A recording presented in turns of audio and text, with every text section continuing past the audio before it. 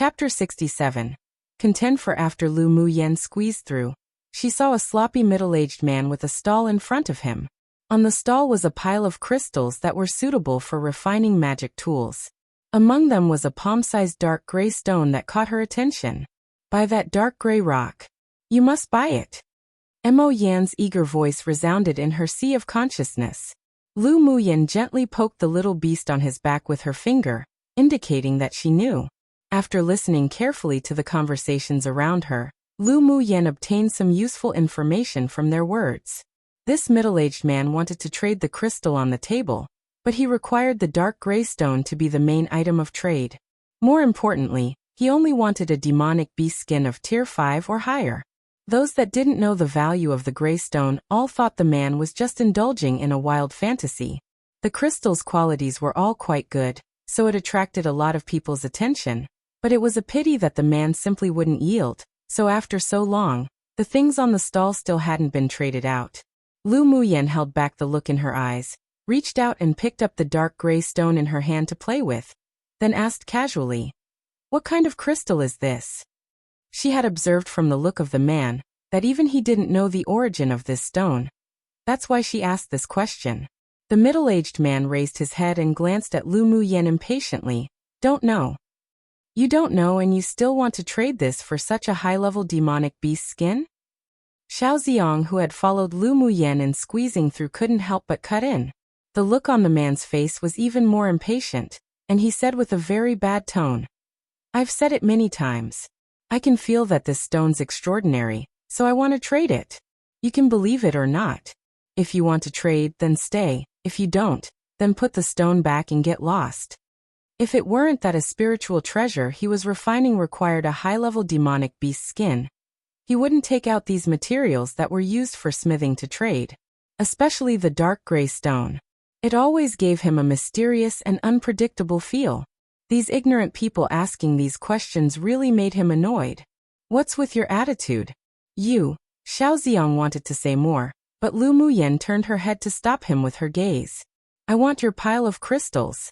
Lu Muyen played with the dark gray stone in one hand, and with the other, she pointed to the pile of crystals of varying colors on the table. Xiao Ziong glared at Lu Muyen speechlessly. This woman was truly a prodigal lady. Hearing Lu Muyen's words, the middle-aged man thought she just wanted to buy the crystals on the table like the people before, so he said with a poor attitude, "I don't sell individual crystals. If you want it, you need to trade me a tier 5 demonic beast skin. I only sell the stone you're holding." Lu Muyen wasn't angry at the man's attitude. Having to consistently repeat things he had been saying was frustrating for sure. She chuckled and nodded casually. "I only want the crystals on your table, but since you want to sell it like that, that's fine. I'll trade." Hearing Lu Muyen's words, the man raised his head and looked at her squarely, with a hint of brilliance in his eyes. It wasn't the brilliance of seeing a beauty, but it was the excitement of obtaining a demonic beast skin he wanted. "Then give me a tier 5 demonic beast skin, preferably fire attribute," the man said with a rare, pleasant tone. The corner of Lu Muyen's eyes twitched. This man sure had many demands. However, a smith having a strange temperament was normal. After all, having to deal with fire day in day out, fire poison would accumulate in their body, which naturally meant it would affect their temperament. Therefore, many smiths were very irritable. "Eldest brother, contribute a tier 5 demonic beast for use." Lu Muyen knew that Lu Mubai had the corpse of a tier 5 demonic beast, so she asked with a big smile.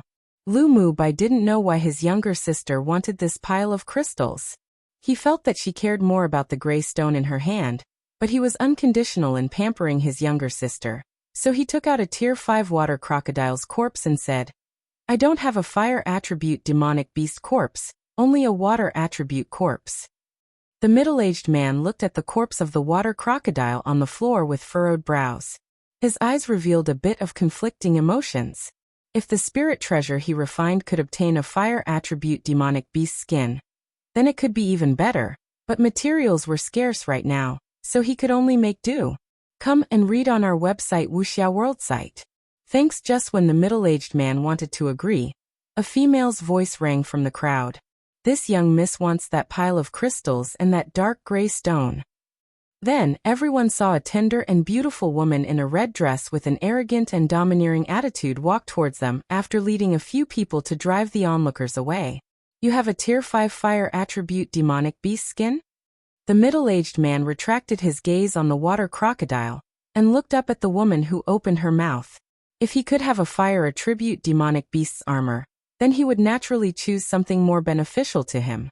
Of course. The woman raised her chin proudly. Hey, aren't you too unfair? Obviously this was something we ordered first, and we already gave you the demonic beast's corpse, but you actually want to back out. Xiao Ziong had long felt that the middle-aged man was unpleasant, and now he was angered. This man with no ethics was just too classless. The middle-aged man glanced at Xiao Ziong and said, "Didn't we just fail the transaction? I need fire attribute materials. Now that there is, why should I choose the water attribute demonic beast skin that I could just barely use?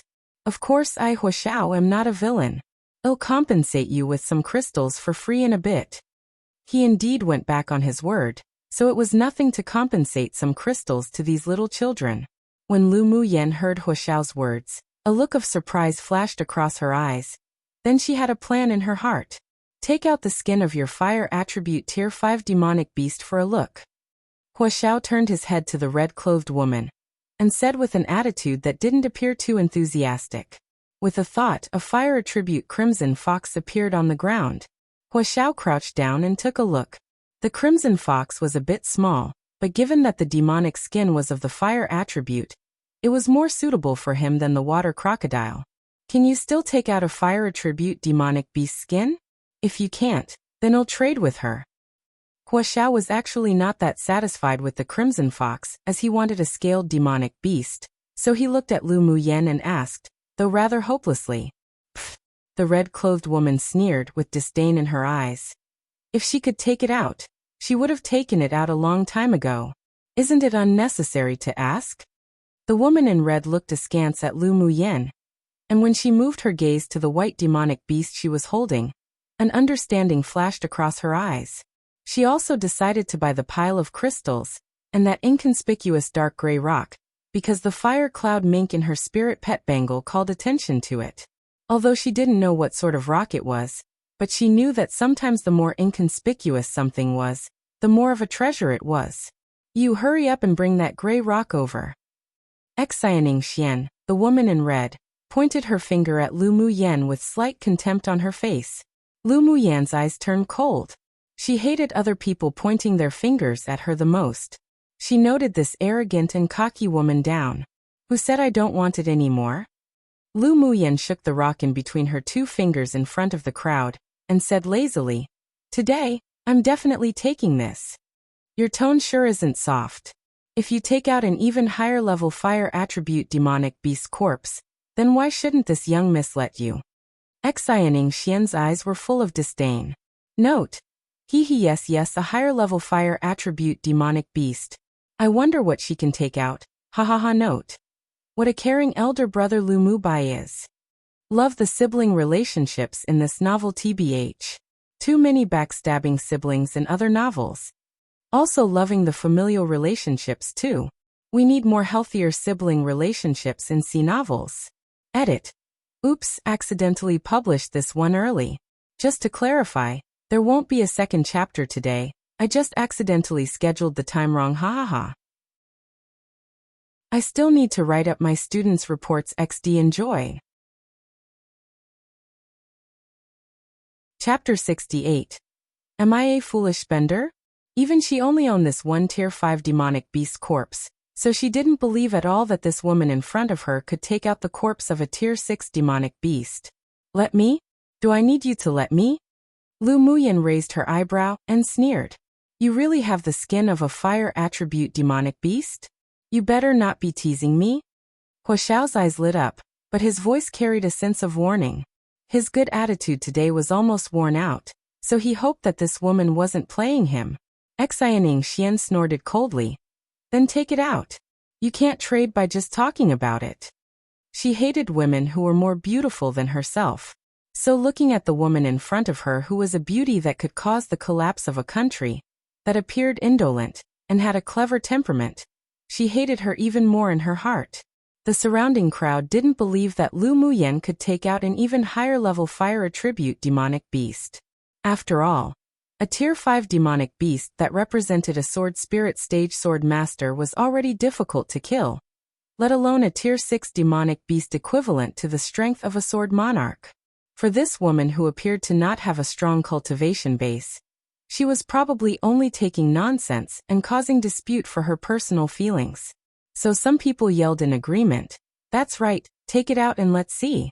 Do you think that high-level demonic beasts are like cabbages the tray all over the street?" Let's not talk about a higher-level demonic beast. I'm afraid that she couldn't even take out another tier 5 fire attribute demonic beast's corpse.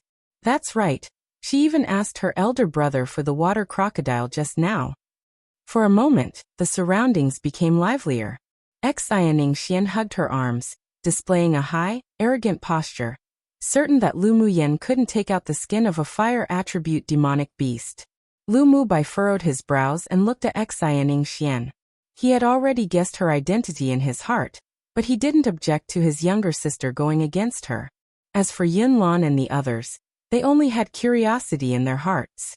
Lu Muyen had given them too many surprises, and this time, they also inexplicably believed that she wasn't just talking irresponsibly. But how did she obtain a demonic beast corpse with the strength equivalent to that of a sword monarch? The Lu clan didn't have any sword monarch experts at all. Lu Muyen didn't care about the discussions occurring about her. She originally had some uses for the tier 6 flame unicorn beast's corpse, but she could only give it up for the rock that Mo Yin wanted. However, taking advantage of her wasn't that easy. With a thought, she moved the corpse of the flame unicorn beast that Ming Xiao had killed onto the ground, but she had already taken away its blood essence and its horn a long time ago. A pressuring fire attribute demonic beast's aura spread throughout the air. The flame unicorn beast died not long ago, so the heavy pressure of a high-level demonic beast had yet to dissipate, though it had been weakened. However, it still caused the people around them to pale with fright. What? It's actually a flame unicorn beast of peak phase tier 6 strength. Those who came to explore the glacial mountain range wouldn't be that weak, so someone in the crowd recognized the corpse of the demonic beast on the ground. A flame unicorn of peak phase tier 6 strength? No way, that's equivalent to the strength of a sword sovereign expert. My eyes aren't blurry, are they? To be able to see a tier 6 flame unicorn beast in my living years, it truly was worthwhile to come. Meanwhile, Hua Xiao's eyes stared, transfixed, on the corpse of the demonic beast, his body slightly trembling. The burning desire and excitement in his eyes formed a great contrast to his coldness earlier. Come and read on our website Wuxia World site. Thanks. He eagerly walked to the flame unicorn beast's corpse and squatted down. He stroked it a few times with his shaking hands, as if cherishing a prized work of art. This was the best material for refining magic tools he had come across in his entire life. Xianing Xian also revealed a look of disbelief. She naturally knew what sort of existence the tier 6 flame unicorn beast was. She looked at Lu Muyen, who was calm and composed, with conflict ion in her eyes. She was confused. What exactly was the origin of this woman? She was the young miss, born from the main wife, raised by the Xian clan, one of the 10 distinguished clans in the eastern region. She had the capital to be arrogant, but she wasn't stupid. Until she knew the identity of the woman opposite her, she wouldn't do anything against her on the surface for the time being. She sure didn't want to offend a stronger force than the Xian clan for a mysterious stone. Of course, if this woman had an average background, then she'd remember today's grievances of her taking the rock, and eventually find this woman to make her repay. Not only were the outsiders stupefied, but even Yunlan and the others were shocked. What was happening here? How could Lu Muyen possess the corpse of a flame unicorn beast equivalent to the strength of a sword sovereign? This flame unicorn beast was of a superior demonic beast species. The skin of its entire body was composed of pieces of fire attribute scales. It could be said that its defense was abnormal amongst demonic beasts, and its ability to escape was also extremely strong. Even a sword sovereign expert might not be able to kill it. the strongest person's cultivation base in Yanzhou Kingdom, was only the sword sovereign ancestor of the imperial family that had long gone into closed-door cultivation.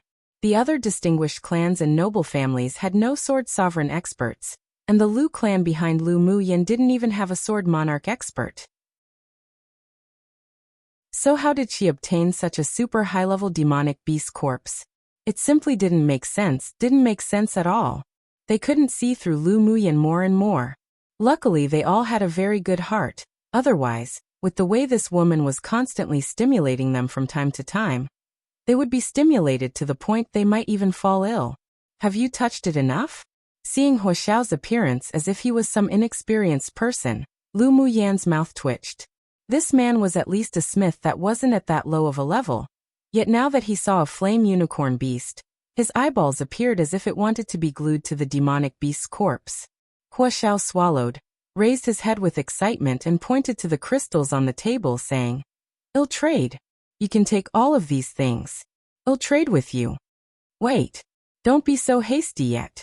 I didn't say that I'd use the entire flame unicorn beast's corpse to exchange for whatever this rock is. As for those crystals, it's even less worth it. Lu Muyan raised her eyebrow, took the dark gray rock, and threw it up and down in her hand casually, with a look as if saying, "It's not like I'm an idiot." All the people present didn't feel as if there was anything wrong with her attitude. Instead, this woman was truly a prodigal. With the corpse of this demonic beast, even if it were a few scales, it'd be much more valuable than that rock. They really didn't know what sort of brain circuit this girl had to actually be willing to use it to trade. "What do you mean? Just tell me directly, what do you want to do?" "I want this demonic beast corpse." Huo Xiao blocked the flame unicorn beast's corpse with half his body, as if a wolf defending its food. This kind of high-level smithing material was superb. Whether he'd be able to chance upon something like this again in the future was uncertain. So he sure didn't want to miss this chance. "What do I mean? You tell me. Can you compare this tier 6 flame unicorn beast to the value of this ugly rock and that pile of crystals?" Lu Muyan asked instead. She had her own plans, and she wanted Huo Xiao to walk right into the trap she designed herself. Huo Xiao wasn't scheming, and his temperament was relatively straightforward. So after hearing Lu Muyan's question, he nodded honestly. "It's definitely incomparable. Your flame unicorn beast is more valuable." "Then am I a foolish spender? This is obviously a losing trade. Will I be that dumb and give you the entire flame unicorn beast for these ugly rocks? If it were you, would you?" Lu Muyan continued to ask. "I want." Huo Xiao shook his head and added silently in his heart, "Only an idiot will." But right now he sure hoped that this woman before him was an idiot. The surrounding crowd couldn't help but roll their eyes upon hearing Lu Muyan ask this question. "If you're not a foolish spender, nor an idiot, then would you take out such a precious flame unicorn beast corpse to trade for a random, ugly stone?" Xiao Xiong was even more speechless and murmured beneath his breath. "Prodigal lady, she's really a prodigal lady." Note: Welp, what a reason for Xianing Xian to hate Lu Muyan for her beauty. But then I continued translating and realized she wasn't the idiot I thought she was gonna be. Ha ha ha. I've read too many cultivation novels with stupid young masters and young misses that just up and go you're courting death that I thought that was where this was going. Ha ha ha. But the Xian clan. Still an enemy regardless. Man, it really is like I'm reading this novel for the first time. LOL. Chapter 69. Forge a feud. Lu Muyan was satisfied that Huo Xiao had followed the direction her words wanted to take him. Seeing that almost all the people around them looked at her with the same "you're a fool" look, her lips rose into a meaningful smile. These people didn't know the value of the dark gray stone. If they knew, they'd find that the corpse of a flame unicorn beast couldn't be compared to it. But she definitely wasn't kind enough to explain the wonders of this stone's use. "Alright, I won't make a fuss about how you changed your mind previously. So I'll use 1/5 of the flame unicorn beast's corpse to exchange for this stone and those crystals." Lu Muyan kept holding the rock in her hand. On the surface, she appeared as if she didn't care, but she was actually afraid of it being snatched by others. 1/5? That's a little too less. Huo Xiao's eyes widened. After seeing an entire flame unicorn beast, how could he bear to give it up? Lu Muyen chuckled softly, smiling exceptionally radiantly. 1/5 is already a lot. 1/5 of the corpse of my flame unicorn beast is already larger than that crimson fox. Speaking of, it seems I'm the one that's suffering a loss. Of course, if you feel that you're suffering a loss, then I'm too lazy to bother with you anymore. Just go trade with that young Mississippi.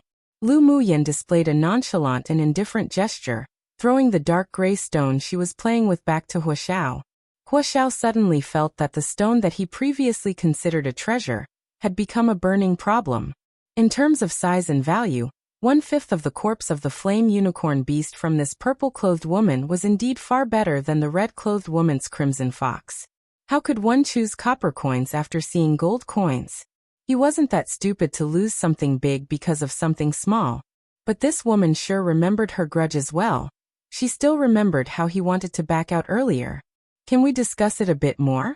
You can use 1/5 of the flame unicorn beast's corpse to trade for my stone and the crystals, but I want to discuss with you about the remainder of the corpse. Huaxiao pondered deeply, then decided that he would take out all the good things he had accumulated to see if he could trade them for the entire flame unicorn beast's corpse from this woman. Lu Muyen raised an eyebrow as she stroked her chin under Huaxiao's nervous gaze, then said leisurely after a while of silence, I'm in a good mood today, so discussing with you is fine. But this isn't the place to talk. No worries, we'll go wherever you think is appropriate. Huaxiao's face brightened and said with haste and urgency, as long as she was willing to talk, then there was still a chance. Lu Muyen glanced at him with disdain, put away the flame unicorn beast on the ground, then nodded and said, then let's go. Huaxiao packed away all the crystals from the stall, thought a little, then stuffed the dark gray stone quickly into Lu Muyen's hands, as if afraid she would go back on her words. This stone's counted as a deposit, you take it first. Aren't you afraid of me running away with it? Lu Muyen concealed the smile in her eyes. Everything was under her control. Why should I be afraid? I absolutely believe in your credibility, Mississippi. Huaxiao's unshaven face pulled a smile that he thought was very sincere. He had never done such condescending things in his life, but for the flame unicorn beast's corpse, he'd bear it. Lu Muyen took the stone slowly and nodded. All right. I'll temporarily accept this stone since you're pleasing to the eye. I'll return it if we don't come to an agreement. The others that heard this were completely speechless. Where was this stall owner pleasing to the eye? He had such a sloppy look, with clothes stained with soil. Come and read on our website Wuxia World site. Thanks, it seemed that she wasn't only just a foolish spender, but her eyes weren't good either. Of course, we'll agree. How could we not come to an agreement? Huaxiao said immediately. Even if he couldn't get the remaining flame unicorn beast's corpse, he'd still take that 1/5. Then are you still going to trade with another? That young miss is still waiting for your reply. Lu Muyen looked at Xianing Xian, who had a grim expression, and asked Huaxiao with a smile. She was very vengeful. She still remembered how this woman wanted to snatch her things arrogantly just now, and also her act of pointing her finger at her. Not to mention she had a feeling that in the future, she'd inevitably forge a huge feud with the woman. Since that was the case, then it didn't hurt to offend her more right now. Her intuition had always been rather accurate, and because of this keen sense of foresight, she had escaped numerous catastrophes before. Young miss, please put your crimson fox away now. She indeed took out a corpse of a demonic beast that was higher in tier than yours, so you didn't lose unjustly. Huaxiao pointed to the crimson fox's corpse on the ground, and there was some irreverence in his eyes. Xianing Xian took a deep breath and suppressed the anger in her heart. She glanced at Lu Muyen with an obscure, cold look, put away the crimson fox, then quickly left with the people she brought. After leaving the markets, Xianing Xian's face was as grim as ink, and she ordered a man beside her. Go and investigate that woman. A viciousness flashed past in her eyes. If that woman's background was stronger than hers, then she'd swallow this for the time being. But if that woman was just a small clan's pupil, then she'd slowly play her to death. Yes, third young Mississippi. Lu Muyen looked thoughtfully in the direction Xianing Xian left, and was even more determined to find the deep orchid in the glacial mountain range. She must quickly refine the foundation establishment pill, and improve her strength. After leaving the free trade zone, Lu Muyen smiled and asked the others, "How about we go to the commercial stores to have a look?" She wanted to collect more spiritual herbs in case of any emergency in the future. Little sister has the say. Lu Mu Bei's indifferent eyes displayed a bit of pampering. He wouldn't ask Lu Muyen where she obtained the flame unicorn beast. As long as his younger sister was fine, then he'd be satisfied. Yunlan and the others wanted to go to the commercial area to have a look to begin with, so they naturally wouldn't refuse. Only Huoxiao looked miserable, but he didn't dare to offend this little grandaunt one before him, so he could only tag along with them. After the few people left, the crowd of onlookers gradually dispersed. Some of them also secretly ordered others to investigate Lu Muyen's background. Truth be told, Lu Muyen didn't really want to take out the corpse of the flame unicorn beast to trade with Huoxiao so ostentatiously. Except after that woman interfered, and for Mo Yan's need of that stone, she could only show off a little. As for the consequences of taking out the flame unicorn beast, she had already thought about it. The marrow cleansing pill had already been known to everyone. Didn't she have a mysterious master? It didn't matter to put more responsibility onto her master.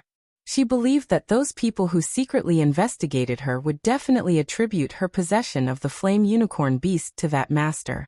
Speaking of master, Ming Xiu's figure suddenly flashed through Lu Muyen's mind. Her lips raised in a merry arc.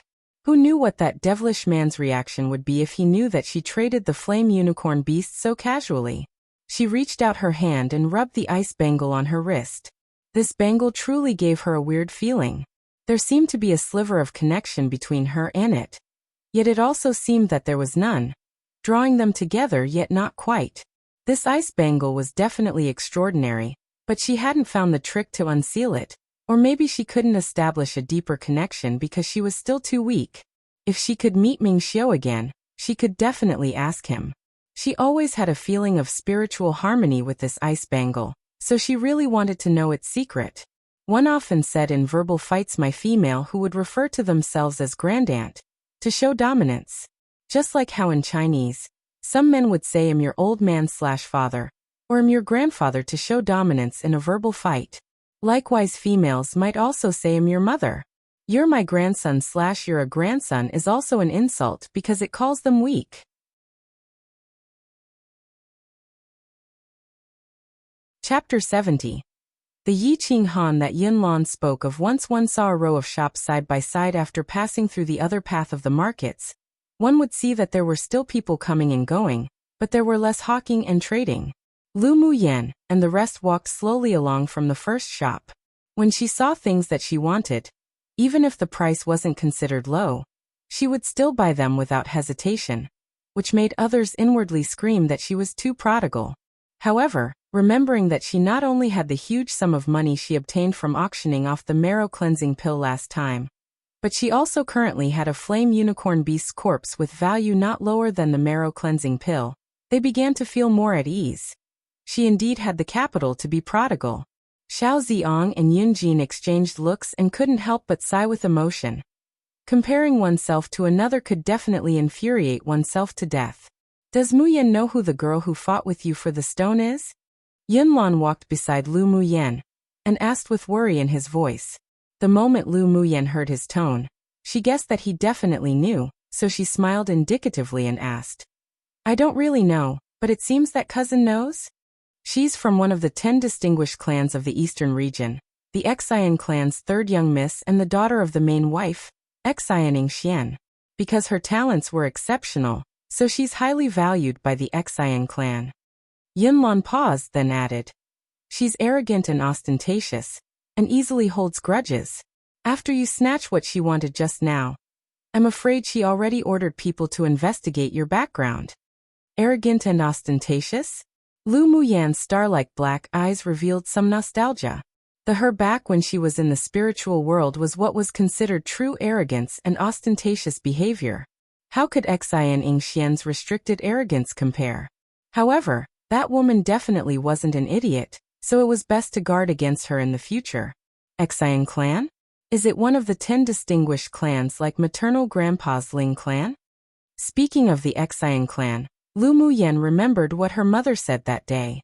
Wasn't Xian clan one of the main clans that dropped stones on the Ling clan who had fallen into a well one, and suppressed them on purpose? Yunlan nodded. That's right.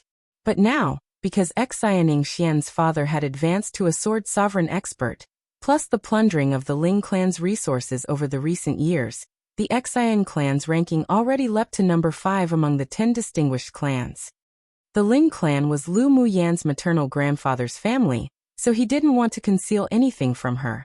The main reason that he didn't stop Lu Muyan, even though he clearly knew that Xian Xian wasn't someone they should offend, was because the two were bound to become enemies due to their clans. Stepping on the Ling clan to climb to the top, it must taste great. Let's just let them enjoy the satisfaction of standing on high grounds a little longer. Lu Muyan's eyes were full of coldness. Wasn't falling from a high place even worse? No wonder when she first met Xian Xian earlier, she had a premonition that she would forge a great feud with her. So it was because their identities already determined that they would become enemies. How's the relationship between Xian Xian and Xueling? Lu Muyan asked, raising her eyes to look at Yunlan. The situations concerning the 10 distinguished clans couldn't be obtained through investigations, and the general's mansion didn't know much either, so only someone like Yunlan, a child who was highly valued by the imperial family, could possibly know something. The Xian clan and the Xue clan have secretly cooperated for many years and their relationship's very good, but despite both being the daughter of the main wife, with excelling talents in their respective families, their relationship isn't compatible. To the point it was as if they were like fire and water, and they even clashed a few times. Yunlan naturally knew about how Xueling had annulled the engagement with Ling Fei Yang, and considered Xueling to be very lowly in his eyes. They're both women favored by the heavens, so they'll definitely always compare themselves to the other, so it's natural they didn't like each other. Lu Muyan shrugged her shoulders with a smile. She only came into contact with Xian Xian for a short moment just now, but it wasn't hard to see that within the woman's arrogance, there carried a sense of viciousness. With such a temperament, it was natural that she didn't get along with a person she compared herself to, like Xuelin, who was also a woman favored by the heavens. Not only did they clash because of this, but I've heard that they even secretly fought for the sake of a man. Yunlan revealed a rare look of interest in gossip. Lu Muyan didn't think that the two had such a grudge against each other, and was slightly curious about what sort of man was able to make the two of them scramble for him, completely disregarding their own face. Fought for a man? Who? Number 2 of the 10 distinguished clans, the Yi clan's young lord, Yi Qinghan. When Yunlan mentioned the name Yi Qinghan, a slight smile flashed through his eyes. Piu. Yi Qinghan? Lu Muyan couldn't help but laugh aloud. She really couldn't imagine Yi Qinghan being fought over by 2 women. Come and read on our website Wuxia World site. Thanks, she believed that such an image was just too beautiful that she simply couldn't bear to look directly at it too. What's wrong? Yunlan was a little surprised and confused by Lu Muyan's reaction. Lu Muyan held back her gloating smile and shook her head. Nothing. Then did Yi Qinghan choose one of the 2? Of course he didn't. Yi Qinghan's eyes aren't that bad. Yunlan's tone was definitive. Lu Muyan discovered that when Yunlan mentioned Yi Qinghan, there was an indescribable emotion in his words. It wasn't like speaking of an enemy, but it wasn't like a friend either. Do you know Yi Qinghan? You believe his eyesight this much? I've met him a few times before. He's always been a person I wanted to surpass. Yunlan smiled softly. He was defeated by Yi Qinghan twice, and was unhappy within, but he had the determination to surpass that person. Person you want to surpass? You sure think highly of him. Speaking of Yi Qinghan, Lu Muyan also unconsciously revealed slight warmth in her eyes. It could be considered that he was the first friend she made after coming to this world. Yunlan nodded with a smile. That's right. He's a very good virtual opponent 3. His talent is definitely stronger than your elder brother and not weaker. Hearing Yunlan think so highly of Yi Qingyan, Lu Muyan nodded. Last time at the Blazing Mountain Range, she was certain Yi Qinghan still concealed quite a bit of his strength. Yi Qinghan definitely would participate in the competition to vie for one of the quotas between the 10 distinguished clans, so they would most likely meet in the glacial mountain range. She guessed that the Yi Qingyan, after taking the marrow cleansing pill, should have already broken through to the strength of a sword king. What are you two muttering there about? Xiao Ziong walked over beside the two and said as he looked at Lu Muyen. Come and see what you think about this spiritual herb? Ever since Xiao Ziong knew that Lu Muyen was a grade 1 alchemist and had a powerful alchemist master, his attitude towards her had improved. It wasn't because of the master behind her, but it was simply because it felt as if they were like-minded people. Lu Muyen didn't dislike people like Xiao Ziong, who was straightforward and crude as she followed him to the counter to choose a few spiritual herbs. Then they wandered around all the shops, but they didn't gain as much as they did in the free trade zone. Although Lu Muyen did manage to buy a few spiritual herbs required for some pills, but she didn't meet any previous high-level spiritual herbs. After exiting the markets, and after Lu Muyen and Yunlan discussed the promised alliance with each other in the glacial mountain range, Lu Muyen took Huaxiao and left with Lu Mubai. Qi Yixian didn't thicken his face and follow. He also knew that Lu Muyen had things to discuss with Huaxiao, and it was inconvenient for him to interfere. Qi Yixian had a fairly good relationship with Yunlan and the others, so he was also invited to be a part of the alliance. After parting ways with Lu Muyen, he went to the inn where Yunjin and the others stayed to discuss the matter of the alliance. Except the bitterness in his heart only grew stronger. He clenched his fists tightly.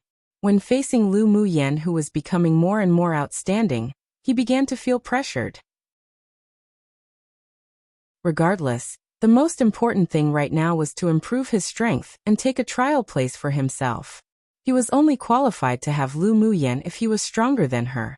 One idiom meaning to hit a person when they're down. 2. It's sarcastic, just in case people didn't catch up on that. But I think I made it clear XD. Yes, indeed, it will simply be too beautiful to look at. 3. He means that when he cultivates and trains, he can imagine Yi Qinghan as an opponent and imagine battling him to improve himself. So kind of virtual. Random note. Somewhat questionable thought at the end there, Qi Yixian, but typical you. Good luck with that XD. Hey, race the chapter, better late than never. Enjoy. Chapter 71. Lead Huaxiao by the nose. Lu Muyen took Huaxiao to the inn where the academy students stayed, found a vacant room, and set up a soundproof array. Then she took out a pot of spiritual tea and poured a cup for Lu Mubai and Huaxiao each.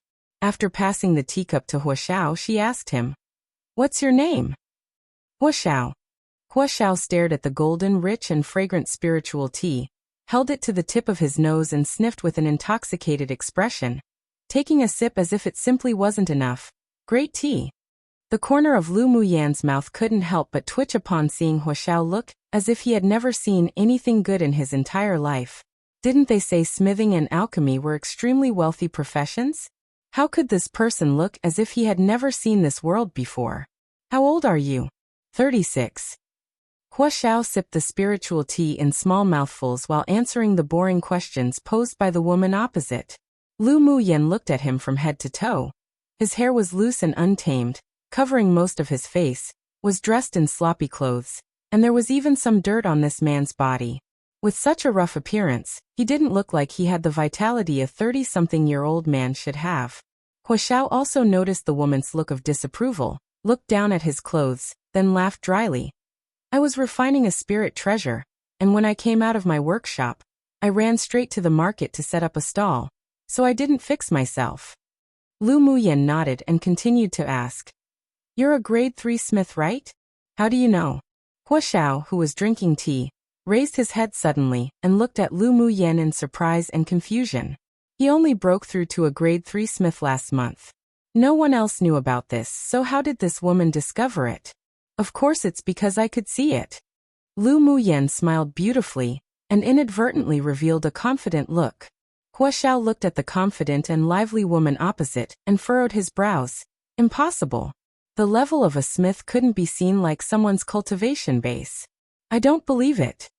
Is there a very faint black line on your left middle finger? Lu Muyen asked instead of answering. Huo immediately stretched out his left hand.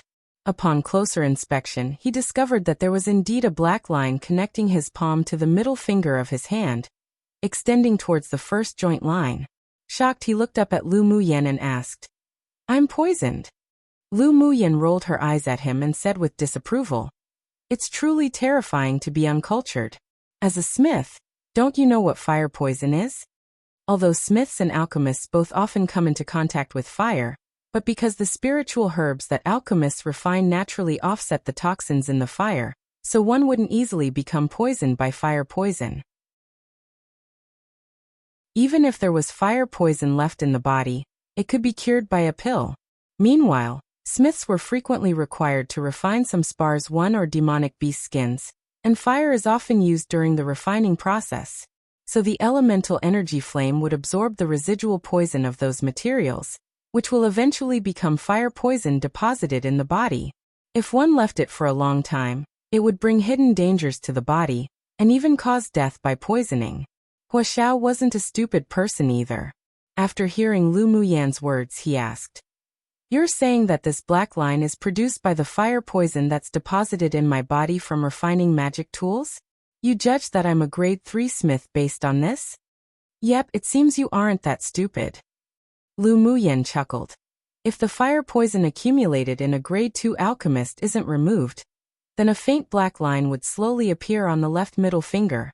After advancing to a grade 3 smith, if the fire poison isn't removed, then the black line would extend to the first joint line of the middle finger."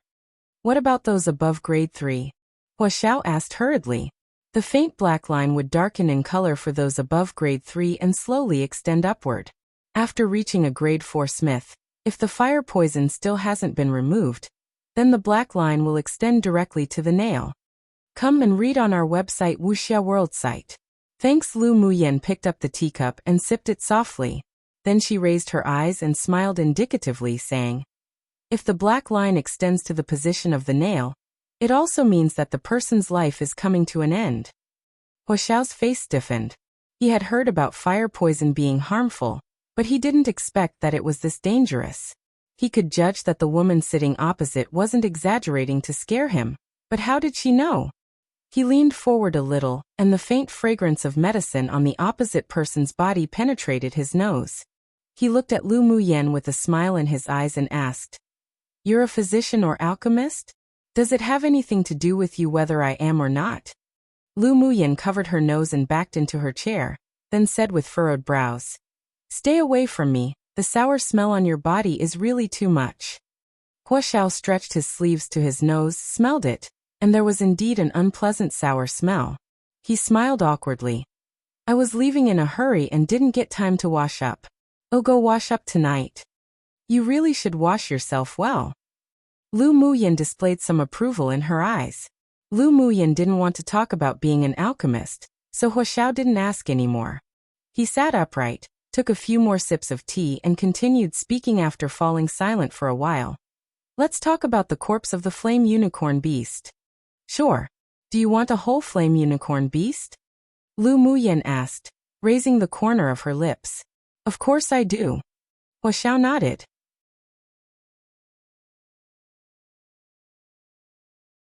One changed crystals to spar.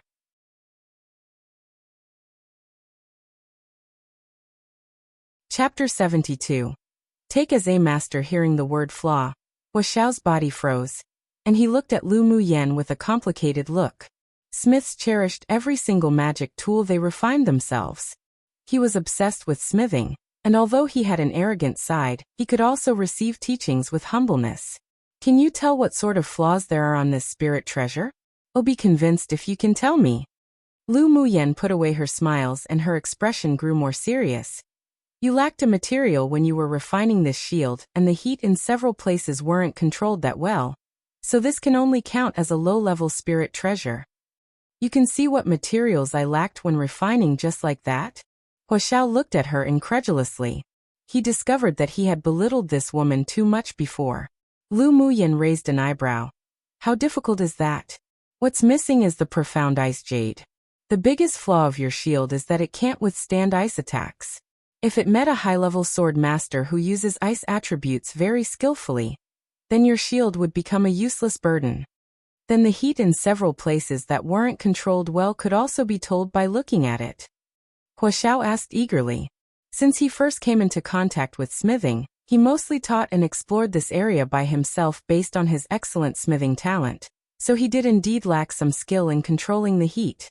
While refining this spirit treasure shield, he made 3 mistakes when controlling the heat, so he really wanted to hear Lu Muyan's opinion. Lu Muyan picked up the shield and turned it to the innermost side. She pointed to a dark cyan line and said, "The overall shield body is cyan in color, but the cyan here is much darker, indicating that the firepower used during the second solidification of the shield was too strong."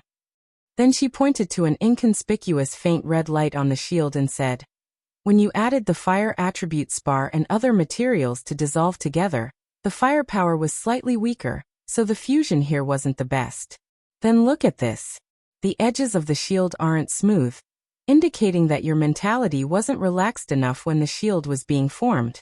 Because of your eagerness, the firepower was a bit high, which caused slight jaggedness on the side. That's roughly about it for the problems with the heat for this shield." Lu Muyan took this seriously and said with a tone of disapproval, "If I were you, I wouldn't refine this shield spirit treasure without the profound ice jade. Not only did you waste a lot of materials, but the quality of the shield was also lowered by 2 levels. When Lu Muyan said it so seriously, Huaxiao's previous anger dissipated, and his eyes were full of shock. He was completely stunned by her. Her tone when speaking about smithing were as if she were familiar with it. She must be a mid-high level expert. So his old face blushed. "My shield was made at the time to advance to a grade 3 smith, and at the time I just couldn't find the profound ice jade, so I made do. What's the purpose of advancing? Naturally it's to improve your smithing ability."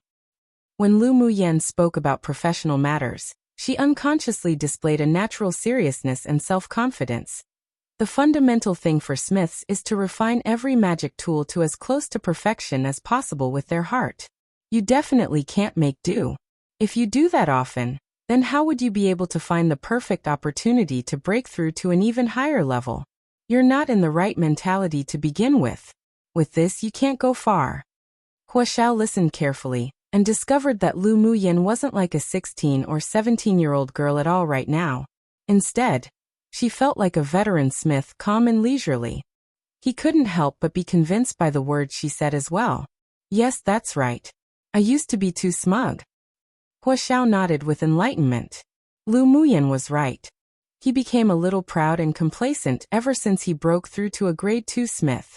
In order to advance to a grade 3 smith faster, he did give up some of the principles he used to adhere to. After being analyzed so frankly by her, he felt as if he had been struck and enlightened, but at the same time he felt fear in hindsight. If he really continued to walk on the current path, his future achievements would peak at a grade 4 smith, which was far from his goal. "Thank you, young Miss Lu, for your advice. I've noted this favor." If Huaxiao thought that Lu Muyan was young and frivolous before and belittled her, then he was sincerely grateful now. Lu Muyan was very satisfied with Huaxiao's change. This person could still be taught. No need. Let's continue to talk about the trade now. Wait.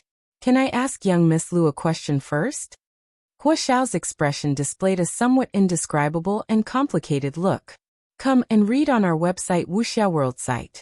Thanks. Lu Muyan smiled, yet not quite smiled at him, and said, "Ask. Is young Miss Lu a smith?" "I'm not quite a smith right now." She had never refined any magic tools ever since coming here, so technically she still wasn't considered a smith. Huaxiao looked at Lu Muyan dumbfounded. "Not a smith? As if that could be true. Then you understand smithing?" Lu Muyan rolled her eyes at him.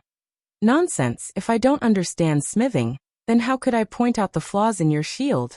Can you ask some deeper questions?" Huaxiao pursed his lips inwardly. "The questions you asked me before didn't have much depth." Huaxiao suddenly stood up and bowed to Lu Muyan, with a serious expression on his face and firmness in his eyes.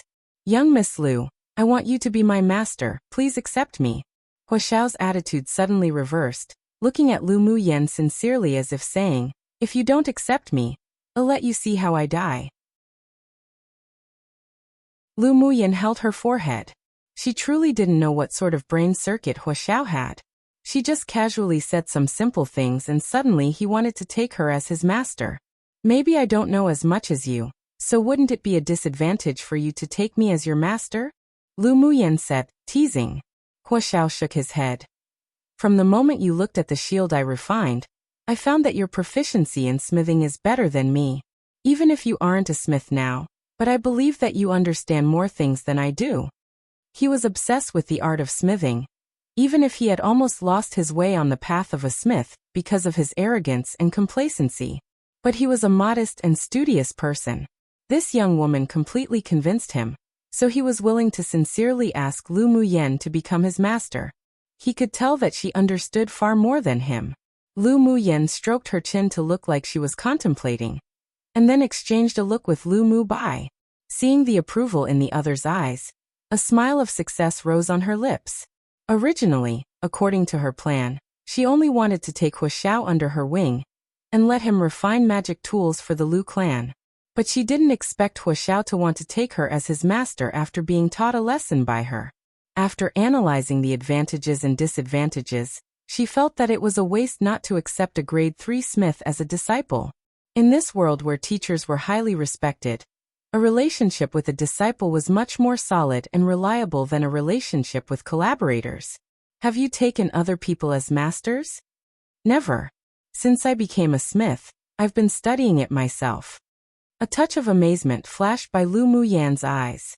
It seemed that Huaxiao's talent for refining wasn't just strong. He could have such an achievement without a master, and having been self-taught, she really picked up a huge bargain. Although I know a lot of smithing methods, but I don't know how to teach you. Maybe you should change a teacher. Lu Muyan pretended to shirk.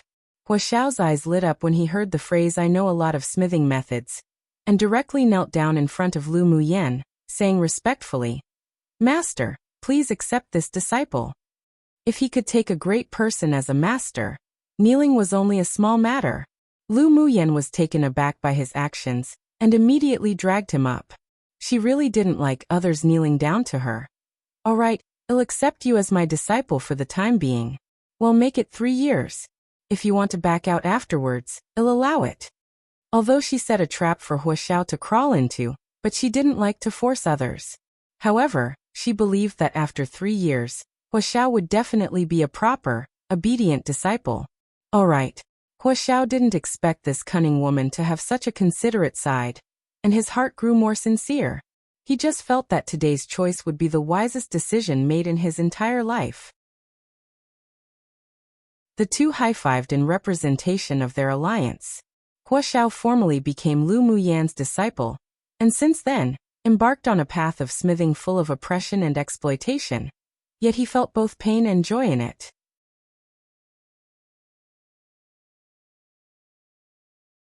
The Glacial Mountain Range was located in the southeast of Glacial City. The entire mountain range undulated continuously, and no matter from which angle, there was no end to it, only a piece of white. After reaching the entrance of the Glacial Mountain Range, everyone walked into the mountain range. "Lu Muyan, why did you wear white clothes today?" Lanci knew that Lu Muyan usually wore all styles of light purple, so when she suddenly changed into white clothes today, it made her even more beautiful, with an elegant and refined temperament. He was secretly amazed. Lu Muyan shrugged and said, "I don't want to be a living target." "Didn't teacher also change your clothes to light blue?" "I also don't want to be a living target." Lanci wasn't fazed by her questioning him, and an elegant smile rose on his handsome face. Exactly. Lu Muyan discovered that Lanci was a fox that wore an elegant skin, and was also extremely bored.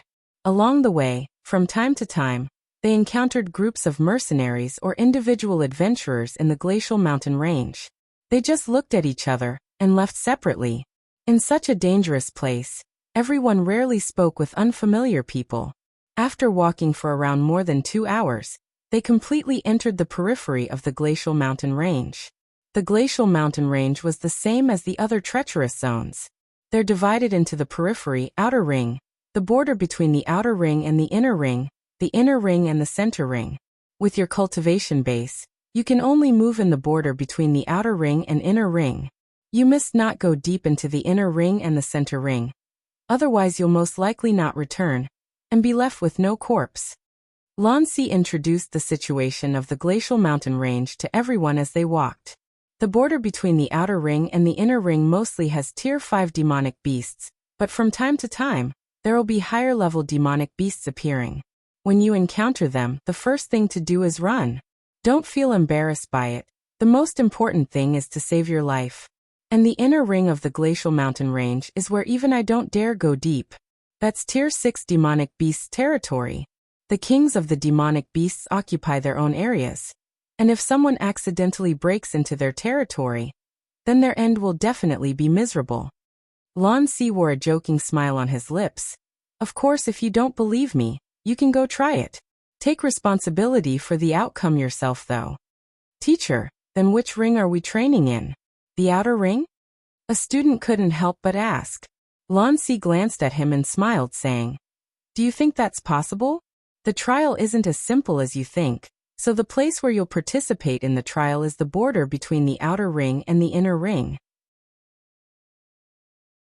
But except for upperclassman Lu, the strongest amongst us only at peak phase sword spirit. The border between the outer ring and the inner ring is where Tier 5 demonic beasts roam. If we encounter them, it'll be difficult to run. Another student said, concerned. Are you afraid of death?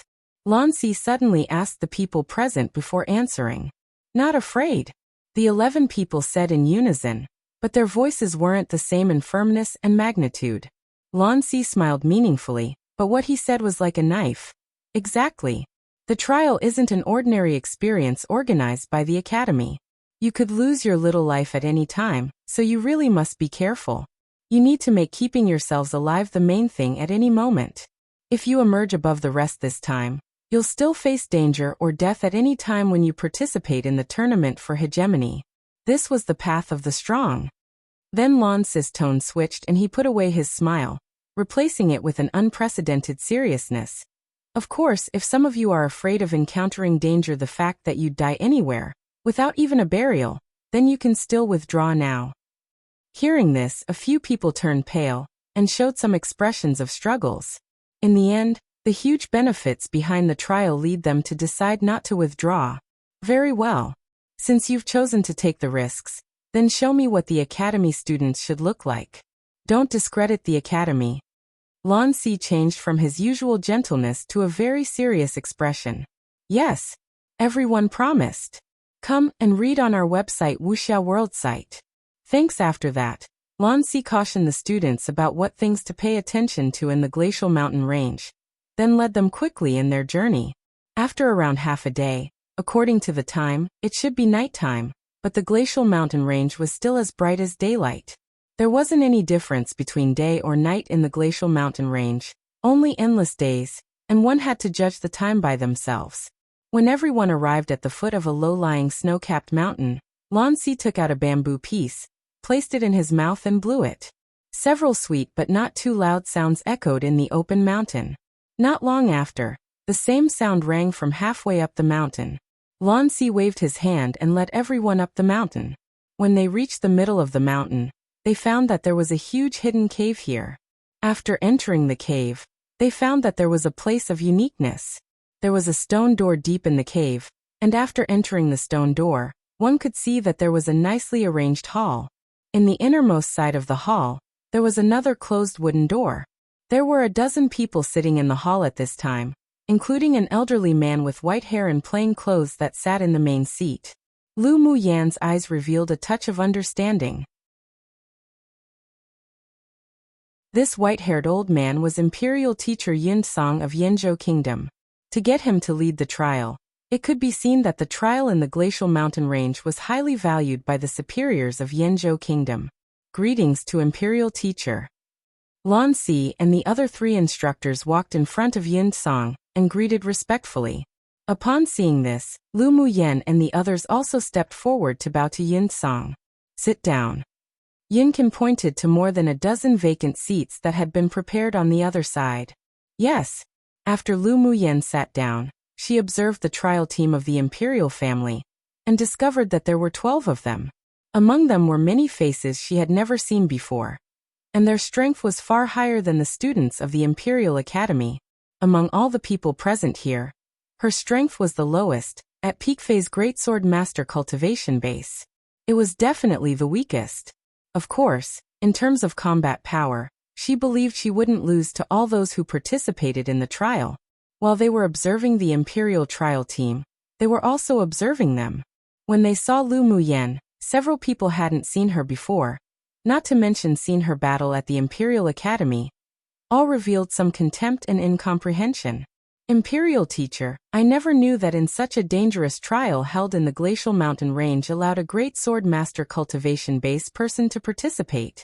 A handsome man in a white brocade robe said coldly in the Imperial Academy trial team. Lu Muyen furrowed her brows lightly. As soon as she raised her head, she met the opponent's ice-cold eyes. In that person's eyes, there wasn't any contempt, not hostility, not disgust towards her, only a calmness as if he were stating facts. Yin Ziemo. This name immediately popped up in Lu Muyen's mind. He was the younger brother of the same mother as Emperor Yun Tianqin, but he was only 3 years older than Yun Lan. He and Lu Mubai were once considered the double pride of Yanzhou Kingdom. They were both peerless geniuses of the empire, and was the most outstanding amongst the younger generation of the empire. Yin Ziemo went out for training 5 years ago, and has never returned to the imperial capital. Presumably he came back this time for the trial quota. This man had a cold temperament, and was dedicated to pursuing the pinnacle of the path of the sword. When he was 10 years old, he became famous in the eastern region, and was even comparable to the outstanding pupils of the 10 distinguished clans. Although she hadn't seen Yun Ziemo himself, but Lu Muyen concluded at a glance that this man was the one that was the person in the legends.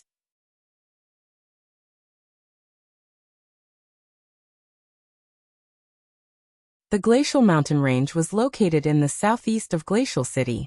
The entire mountain range undulated continuously, and no matter from which angle, there was no end to it, only a piece of white. After reaching the entrance of the Glacial Mountain Range, everyone walked into the mountain range. Lu Muyen, why did you wear white clothes today? Lan Si knew that Lu Muyen usually wore all styles of light purple, so when she suddenly changed into white clothes today, it made her even more beautiful, with an elegant and refined temperament. He was secretly amazed. Lu Muyen shrugged and said, I don't want to be a living target. Didn't teacher also change your clothes to light blue? I also don't want to be a living target. Lan Si wasn't fazed by her questioning him, and an elegant smile rose on his handsome face. Exactly.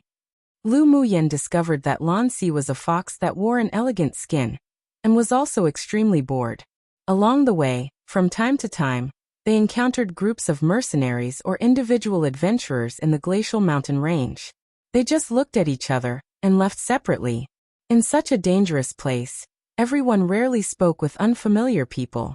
After walking for around more than 2 hours, they completely entered the periphery of the Glacial Mountain Range. The Glacial Mountain Range was the same as the other treacherous zones. They're divided into the periphery, outer ring, the border between the outer ring and the inner ring and the center ring.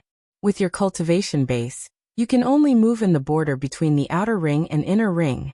You must not go deep into the inner ring and the center ring. Otherwise you'll most likely not return, and be left with no corpse. Lan Si introduced the situation of the Glacial Mountain Range to everyone as they walked. The border between the outer ring and the inner ring mostly has Tier 5 demonic beasts, but from time to time, there'll be higher-level demonic beasts appearing. When you encounter them, the first thing to do is run. Don't feel embarrassed by it. The most important thing is to save your life. And the inner ring of the Glacial Mountain Range is where even I don't dare go deep. That's Tier 6 demonic beasts territory. The kings of the demonic beasts occupy their own areas. And if someone accidentally breaks into their territory, then their end will definitely be miserable. Lan Si wore a joking smile on his lips. Of course, if you don't believe me, you can go try it. Take responsibility for the outcome yourself though. Teacher, then which ring are we training in? The outer ring? A student couldn't help but ask. Lan Si glanced at him and smiled, saying, Do you think that's possible? The trial isn't as simple as you think, So the place where you'll participate in the trial is the border between the outer ring and the inner ring. But except for upperclassman Lu, the strongest amongst is us only at peak phase sword spirit. The border between the outer ring and the inner ring is where tier 5 demonic beasts roam. If we encounter them, it'll be difficult to run. Another student said, concerned. Are you afraid of death?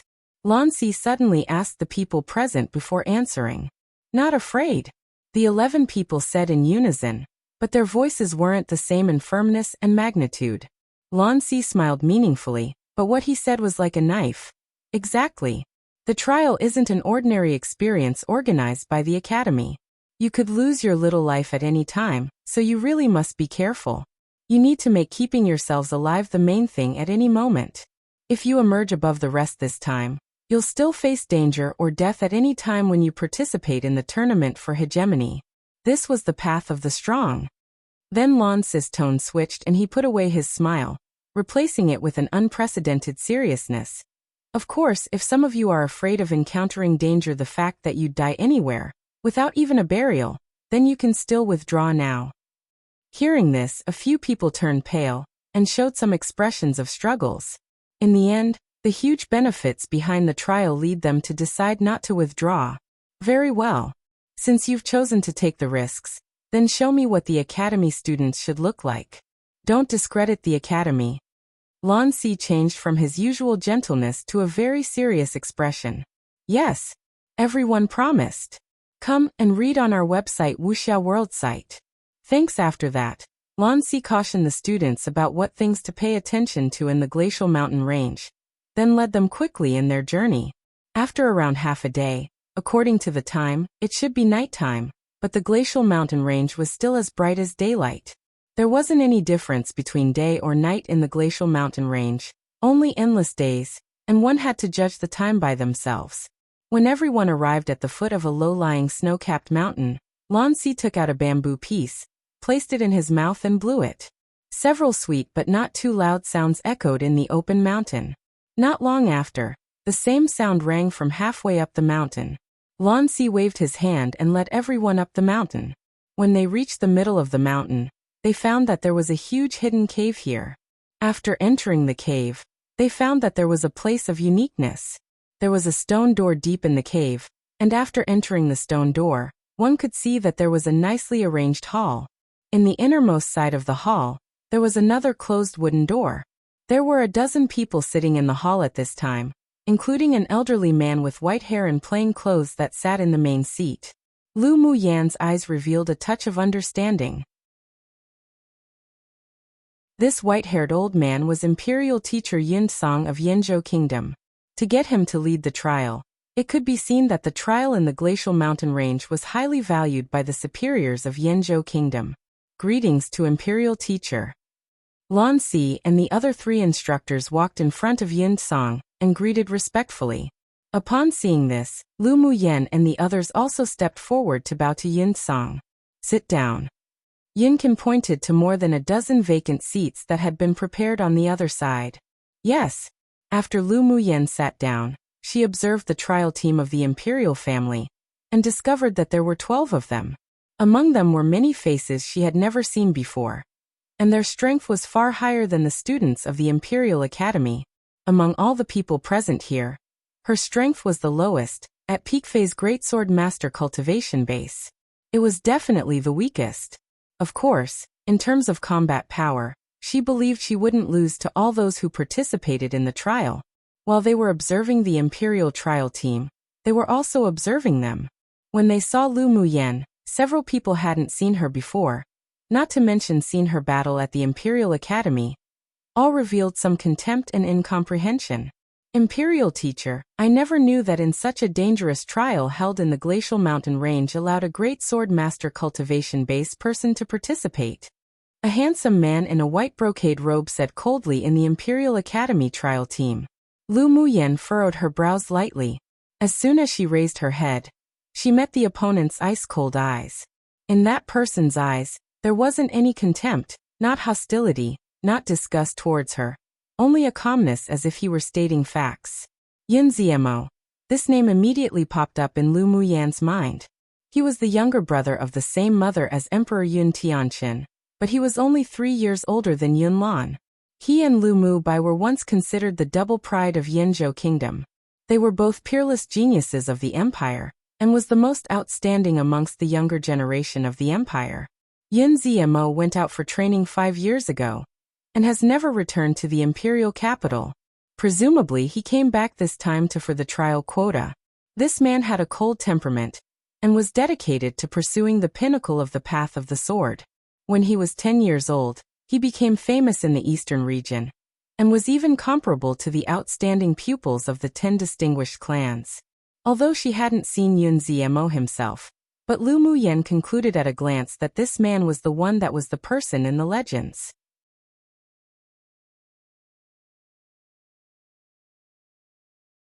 The moment Yun Zmo's voice fell, everyone in the room cast their gazes to Lu Muyen.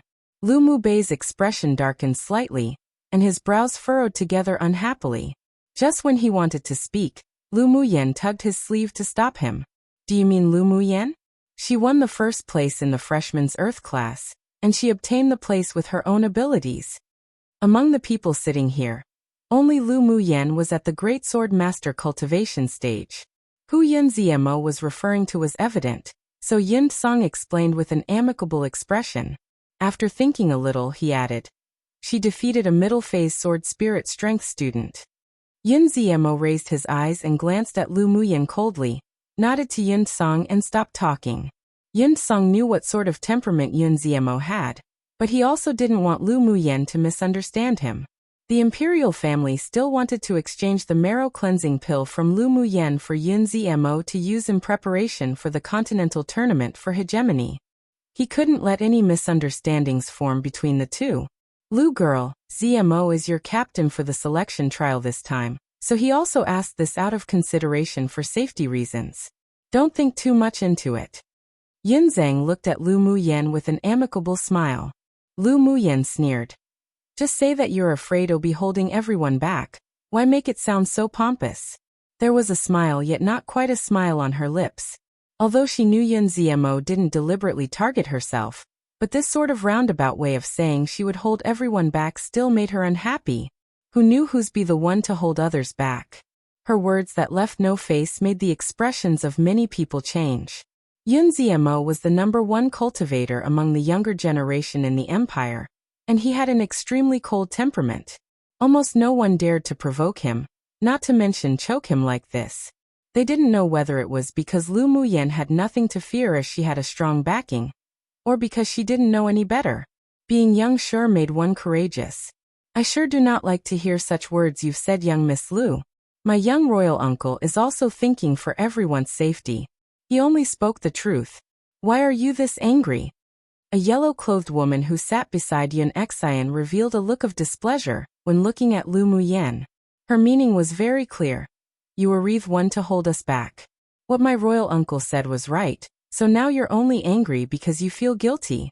They were all elites amongst the younger generation. In order to participate in the trial competition, they had all been in closed-door cultivation until now, so they didn't watch the grand competition. In her eyes, Lu Muyen was still the well-known trash of the empire. It must been mostly luck to be able to defeat a sword spirit student. Spoke the truth. With which eye of yours did you see that'll be dragging you guys down? Or maybe your younger royal uncle has the ability to predict the future. If you just pulled a guess out from thin air, then please keep your mouth shut. Lu Muyen sneered. I'll keep my own life safe during the trial, so I need you elites of the empire to be concerned about it. Although Lan Si had warned them that if they caused trouble for themselves, which end up taking their own lives, then they must take responsibility for that themselves. She knew that to be the truth, but the superiors of Yinzhou Kingdom wouldn't, as much as possible, let those that participated in the trial to die. And Yun Zmo, expectedly, should be one of the people from the 2 teams they would have secretly ordered to take care of in the trial. Her choosing to participate in the trial meant that she naturally had certainty of success.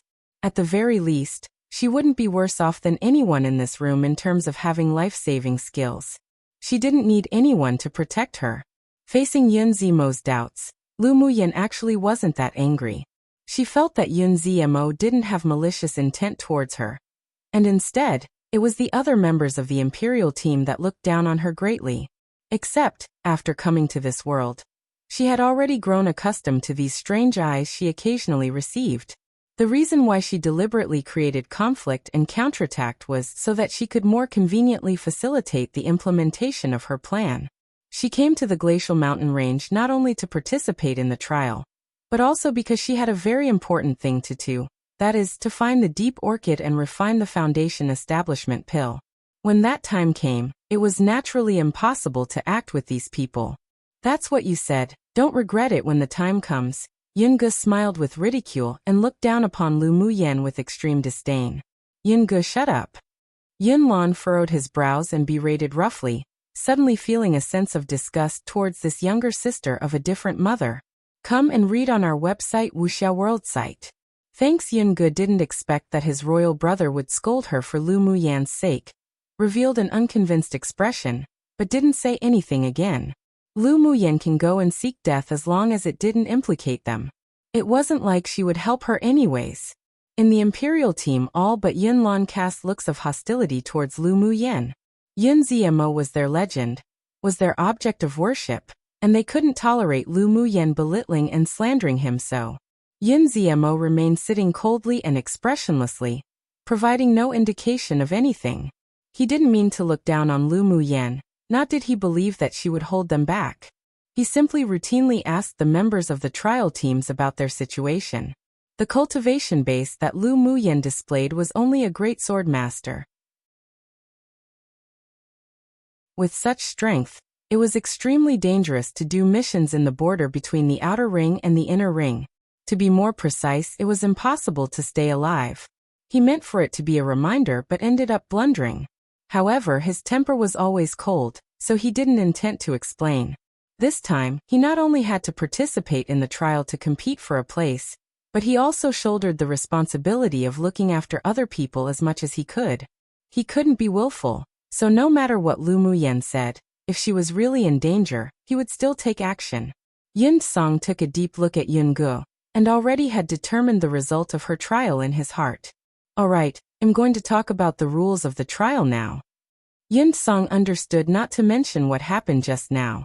It was useless to say any more, and he could only hope that Lu Muyen wouldn't hold a grudge against Yun Zmo because of such a trivial matter.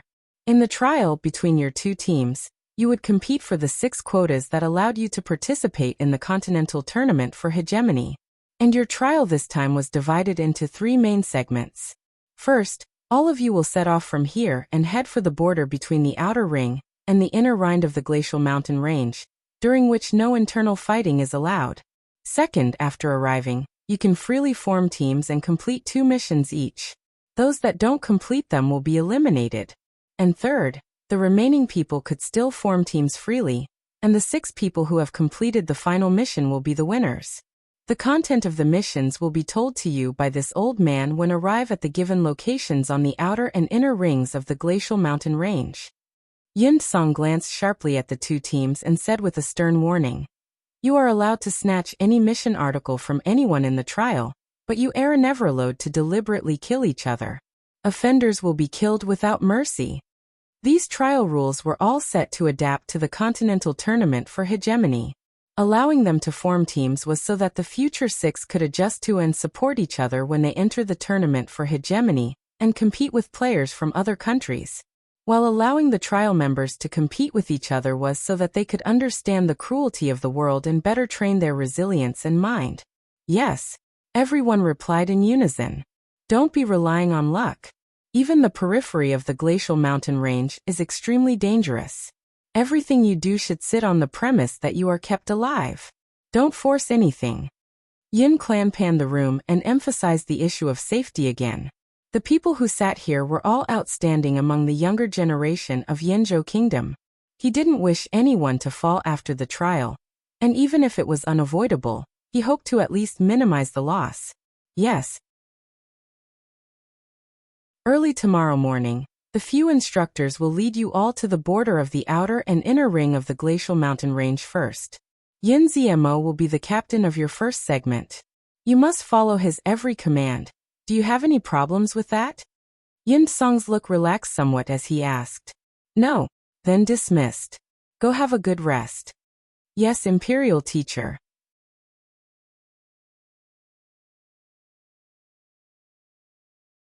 Early the next morning, Lu Muyen and the others left the cave dwelling and hurried towards the outskirts of the glacial mountain range. Along the way, they saw a vast expanse of white surrounding them. The entire forest was dressed in white, and so quiet that there weren't even any sounds of birds. After half a day, the snowflakes gradually fell from the sky, and when it touched one's body or face, it was so cold that it made one shudder. It even hurt. Everyone, use an elemental energy shield.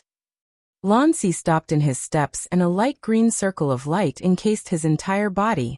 The falling snowflakes slipped from the circle of light and could no longer get close to their bodies. When other people saw this, they quickly mobilized the elemental energy within them. Then 5 or 6 different colored elemental energy circles of light lit up, forming a scenic view within the vast snowy land.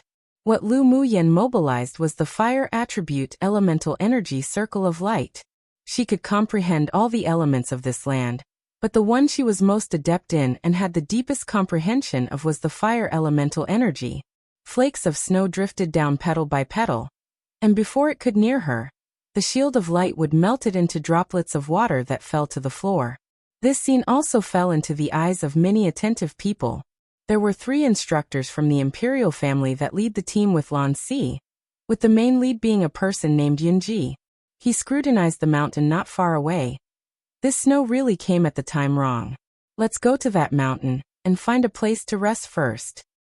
Lan Si and the rest nodded in agreement. Snowflakes such as these that were corrosive shouldn't be allowed to make contact with the skin for long periods of time. Otherwise one would be inflicted with the cold poison. If one wanted to resist, one needed to use their elemental energy circle of light shield to protect their body. But in such a dangerous place, continuously using elemental energy within them not only meant that it would be quickly exhausted, but if one encountered a demonic beast attack, they would all be in danger. The snow fell heavier and heavier, and the energy of the elemental energy circle of light that everyone used to resist the corrosion was constantly being strengthened. Gradually, everyone's strength couldn't match their desire to protect themselves. Luckily, in the last 2 hours, they finally found a big cave on a hillside. Lan Si and Yin I went in first to investigate, and after they came out, they called everyone in. This cave is very deep. We went in for a long time, but we still haven't reached the end. Well, rest here for now, and wait for the heavy snow to recede, then continue on our way. All of you, quickly replenish your elemental energy. Lan Si's eyes were deep, without his usual gentle smile, and a rare look of gravity surfaced on his face. Yes. After walking with the elemental energy shield for so long, whether it was the students' physical strength of elemental energy, they were all depleted by a lot. Everyone sat down and began to absorb the spiritual force of heaven and earth to replenish themselves. Lan Si and the 6 other instructors left 2 of them to guard against emergencies at the front and the back, and recovered their elemental energy in rotation. After sitting down, Lu Muyen raised her head and looked deeply at the cave that she could see no end to, and an ominous feeling rose in her heart without warning. She didn't sit cross-legged like the rest to enter a state and absorb spiritual force to replenish her elemental energy, but instead directly took out the candy from Lan Si and threw them into her mouth in one breath. Then she telepathically told Lu Mu Bai to also eat the candy first to replenish their elemental energy. When the sweet scent of the candy pill spread, the others noticed the actions of the brother and sister. Lan Si couldn't help but twitch the corner of his lips. Did this brother and sister pair seriously take what he gave them as candy? The Imperial Academy students all knew what the candy was, and they looked at them with eyes that expressed "my flesh hurt one." What prodigals? Forget about Lu Muyen, the prodigal girl acting crazy. Why was Lu Mu Bai also following in the nonsense? These things should naturally be used during a critical time. It was just a waste to eat it now. Of course, in a while they wouldn't think this way, and they would all regret how they didn't imitate the brother and sister pair. The members of the Imperial family also noticed the actions of the brother and sister pair. Although they didn't understand, they didn't think about it so as not to be distracted, and soon entered the cultivation recovery mode. After Lu Muyen finished eating the candy, the elemental energy in her body was quickly replenished. There wasn't any need to recover using meditation, so she stood up and walked to the edge of the cave, grabbed a handful of dirt and smelled it. Come and read on our website Wuxia World site. Thanks. This behavior made Lan Si very curious. He looked at Lu Muyen distractedly while meditating and asked, Lu Muyen, what are you smelling? You can't eat this kind of dirt. Lu Muyen rolled her eyes at Lan Si. With which eye did he see her wanting to eat this dirt? But since they were all locusts connected by one thread too, she still reminded them as if intentionally yet also unintentionally. Teacher, you didn't notice any peculiar smell in this cave? Peculiar smell? Lan Si was surprised, then sniffed around everywhere, and gradually also felt that something was wrong. Lu Muyen, just what's the matter with you? Not only did you not take a good rest, and instead wasted all the candy used to replenish elemental energy that Teacher Lan gave, but you also go and sniff some dirt? Where's the peculiar smell in here? I think you're just bored and looking for trouble. You don't need to rest, but don't affect other people recovering their elemental energy. Hu Fei, also an instructor from the Imperial Academy, looked at Lu Muyen unhappily. There was nothing but provocation in his words. The moment his voice fell, a few students that were meditating and recovering opened their eyes and looked at Lu Muyen in disgust. They really questioned just how this trash was chosen to participate in the trial. They really wanted to throw her out, but considering Lu Mubei's face, they were barely able to resist cursing at her. Am I affecting others? All I was doing was smelling some dirt. What did it have to do with you? Instead, instructor must be deliberately trying to affect the Imperial team's recovery by reprimanding so loudly. Lu Muyen leaned against the wall of the cave, raised an eyebrow and continued. After all, if we met danger, our students all have the candy that Teacher Lan distributed before to replenish our elemental energy, while the members of the Imperial family. She only spoke half the sentence, but her meaning was evident. You can incite disharmony. This old mother three of yours can too. Lu Muyen sneered in her heart. She could now dare conclude that this man surnamed who was just purely against her. The hostility was just too obvious. Hu Fei didn't expect Lu Muyen to counterattack him, and his face was black with anger. Then he finally raised his hand and pointed at Lu Muyen, saying, So this is your attitude towards a teacher? Lu Muyen looked at his outstretched finger coldly. She hated others pointing at her the most.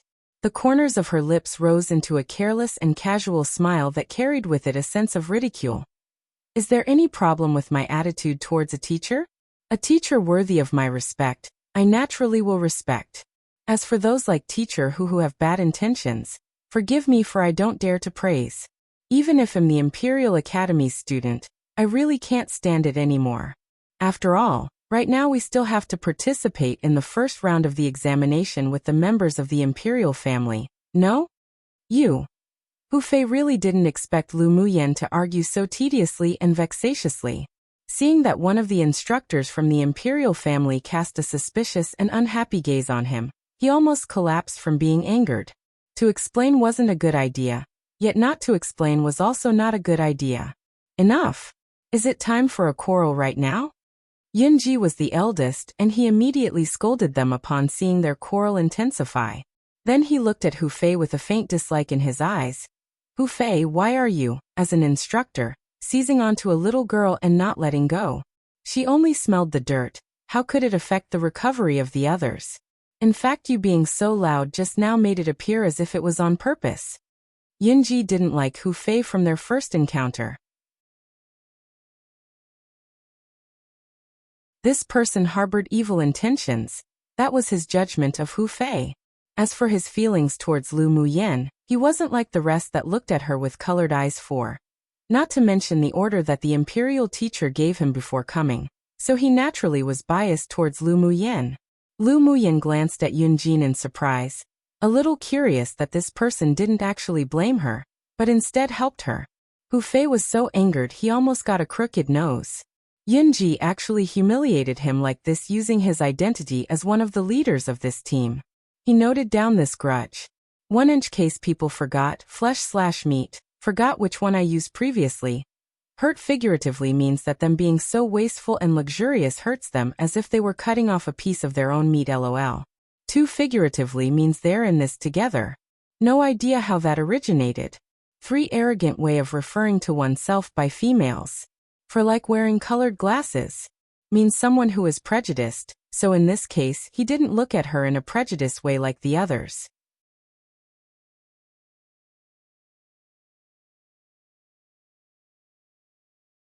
Yunjai's warning caused Hu Fei to temporarily shut his mouth. Lu Muyan also stopped talking, but continued to walk a few steps, then squat down to scrutinize the cave wall. Even though her behavior made others feel she had a problem, there weren't any voices that questioned her anymore, and they all calmed down to recover. Lu Muyan looked at the tiny crawl marks on the cave wall, and a trace of understanding and fear surfaced in her eyes. She quickly got up and walked to Lan Si's side and said, "Teacher, this cave's dangerous. Let's leave quickly." Lan Si looked up at Lu Muyan, unsure of whether to cry or laugh, and asked, "Really? Where do you see it?" Then thought to himself, "Oh little grandaunt, can you just be quiet for a while? Don't you see that most of the other students want to throw you out?" Pfft. Yungu snorted, opened her eyes with a look of disgust. "Lu Muyan, you don't need to exaggerate to scare just to attract Qi Yixian's attention, do you? This cave is so quiet, there's nothing strange at all. Where is there any danger? If you're as afraid as a mouse, then get out and stop affecting us recovering our elemental energy. Otherwise, even if you're Lu Mu Bei's younger sister, he'll personally take care of you." As soon as Yunge's voice fell, an icy pressure spread in the cave. Lu Mu Bei stood up and walked beside Lu Muyan. There was a chill in his eyes that looked at Yungu, and his voice was cold and oppressive. "Say that again." Yungu was an advanced phase sword spirit, so at this time, beneath Lu Mu Bei's pressure, she felt her heart tremble. She gritted her teeth and glared at Lu Mu Bei, saying stubbornly, "It's your younger sister that's looking for a sense of existence. You being partial towards her is only hurting her, not helping her. I'm right." The coldness in Lu Mu Bei's eyes gradually deepened. He narrowed his eyes slightly and a killing intent was inadvertently revealed, which caused Yungu to feel a sense of fear in her heart for no reason. Suddenly a domineering golden light flashed by. Jihan Su stood in front of Yungu and temporarily resolved the murderous pressure. He toughened his skin and said with a smile, "Mu Bai, Yungu doesn't have any malicious intent either, so there's no need for you to argue with a little girl like her." But he scolded Lu Muyan in his heart. This woman really was a troublemaker. She could cause a fight wherever she went. Of course, Jihan Su was also very angry at his betrothed, Yungu. If it weren't because if she got into trouble he would too. He didn't want to step out and face Lu Mu Bai. At this time, all those that were meditating couldn't continue to concentrate on recovering either, and most people cast unhappy gazes at Lu Muyan. This woman really was someone that held them back. Lu Mu Bai glanced at Jihan Su lightly and spit out a word coldly, "Move." Jihan Su's anger only grew. He was cautious of Lu Mu Bai, but it didn't mean he was afraid of him, so he stood up straight and said, "If you want to go over, then pass me first." A coldness condensed on Lu Mu Bei's gentle and handsome face. When he was about to move, Lu Muyan suddenly grabbed his arm from behind and took a step back. He looked at her in confusion. Lu Muyan's gaze was transfixed on the endless cave, sighed and said, "It's coming." No one understood her behavior, let alone what she meant by "it's coming." "Quickly step back, be careful." Lan Si shouted suddenly, stretched out both his hands and sucked hard. The 2 students who were sitting near the side of the cave was grabbed by him. Immediately everyone could only hear countless hiss sounds resounding in the cave, making people's scalp numb. But before anyone could react, they saw countless small blue serpents that were as thick as one's arm slither out of the endless cave and towards them swiftly. "Ice Kite serpents, it's the Ice Kite serpent!" Someone in the group of students suddenly exclaimed. The others all took out their own magic tools and held them in their hands with seriousness. Ice Kite serpents were social demonic beasts. The moment it appeared it would be in the hundreds to thousands, and there could even be a high-level Ice Kite serpent king. They didn't expect that after only just stepping foot in the glacial mountain range's peripheral, they'd encounter this kind of trouble. Come and read on our website Wuxia World site. Thanks, calm down. This is also a test for everyone. Yunji said with furrowed his brows as he looked at the chaotic crowd. Currently, Lu Muyan's eyes weren't on the ice kite serpents that were slithering towards them, but instead continued to stare at the depths of the cave with emotions that others couldn't understand. Lu Muyan squinted at Mo Yen on her shoulder and twitched the corners of her mouth. You want me to go kill the Tier 5 Ice Kite Serpent King in the cave? A determination to win flashed across Mo Yan's eyes and he telepathically replied. Its demonic beast crystal core is useful to me. Do you think that with my current cultivation base, I can pass through tens of thousands of ice kite serpents ranging from Tier 2 to Tier 4, and rush in alone to kill the Ice Kite Serpent King for you? Lu Muyan rolled her eyes. You must still be asleep.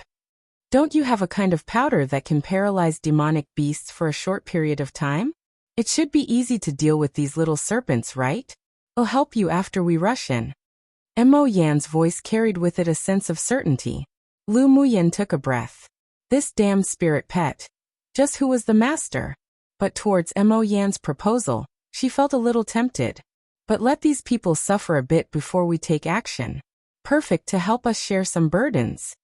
Mo Yan sneered. He definitely hadn't forgotten how these people belittled Lu Muyan just now. The master he had temporarily recognized wasn't someone anyone could bully. Lu Muyan nodded in agreement. The reason why she was too lazy to argue with Yunge just now was because she had discovered that the serpents at the depths of this cave had awakened because of their aura. Now she'll just let these elites of the empire to have a taste of the ice kite serpents first. She wasn't a bad person nor a villain, but she definitely wasn't a good person either. It was only acceptable to punish them a little. Besides, with her current cultivation base, it was indeed difficult for her, even if she wanted to deal with all the ice kite serpents. Lan Si held a thin, translucent green sword and swung a few times at the serpents that had crawled over. Several aggressive sword auras with dense pressure swept towards them. The hundreds of ice kite serpents in the front 2 rows were chopped into numerous pieces. Yun Ziemo also commanded the others to kill the ice kite serpents that approached them. Right now, everyone just wanted to get out of the cave as soon as possible, but no one thought that, before they could even approach the exit, the same hiss sound sounded.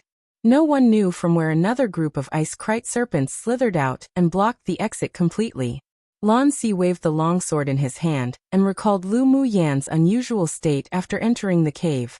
So it seemed that she used the fastest way to restore her elemental energy, because she felt danger. When he remembered her act of smelling the dirt, he couldn't help but sigh within that Lu Muyan's nose was just so good.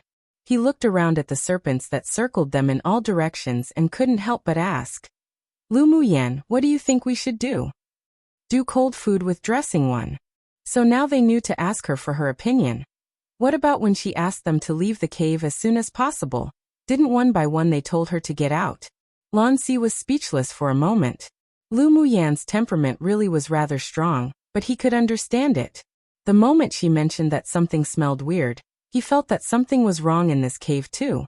When she asked to leave, he was confused and was about to ask for the reason, but who knew that it would be interrupted by Hu Fei and Yunge? In fact, he was also rather wronged. He really didn't doubt Lu Muyan was acting foolishly. At this time, many people also remembered what occurred before. Although they still wondered why Lu Muyan knew that there were dangers hidden in this cave, but more people were blaming Hu Fei and Yunge for being meddlesome. If they hadn't stepped out and delayed time, then they wouldn't be besieged by this huge number of serpents right now. Okay, I tried haha. In Chinese, there's a common way to answer someone when they ask, what should we do? Zin mi ban. If you want to answer in a non-serious way, bickering way, and/or a sarcastic way, you'd answer with something along the lines of dress cold food with sauce, liang ban. Especially if you don't know the answer to the question to begin with. It's probably used because ban and ban sound exactly the same, just spelt differently and mean different things. So they chose that commonality and someone I guess just randomly used that word one day and it was made popular. It makes no sense, but that's the point I guess. There is one more meaning behind it though. To ignore the situation/problem. Which actually makes the word rather suiting because it means cold. And I guess it's also like saying to give the situation/problem the cold shoulder. Could also be used to describe desolation, disappointment, heart-sinking, etc. Take with that information what you will, ha ha ha. That's just my understanding based on years of hearing and reading that word and a brief Baidu search with Chinese answers while translating XD. Oops, sorry for being a few minutes late. That's on me and my poor time management skills.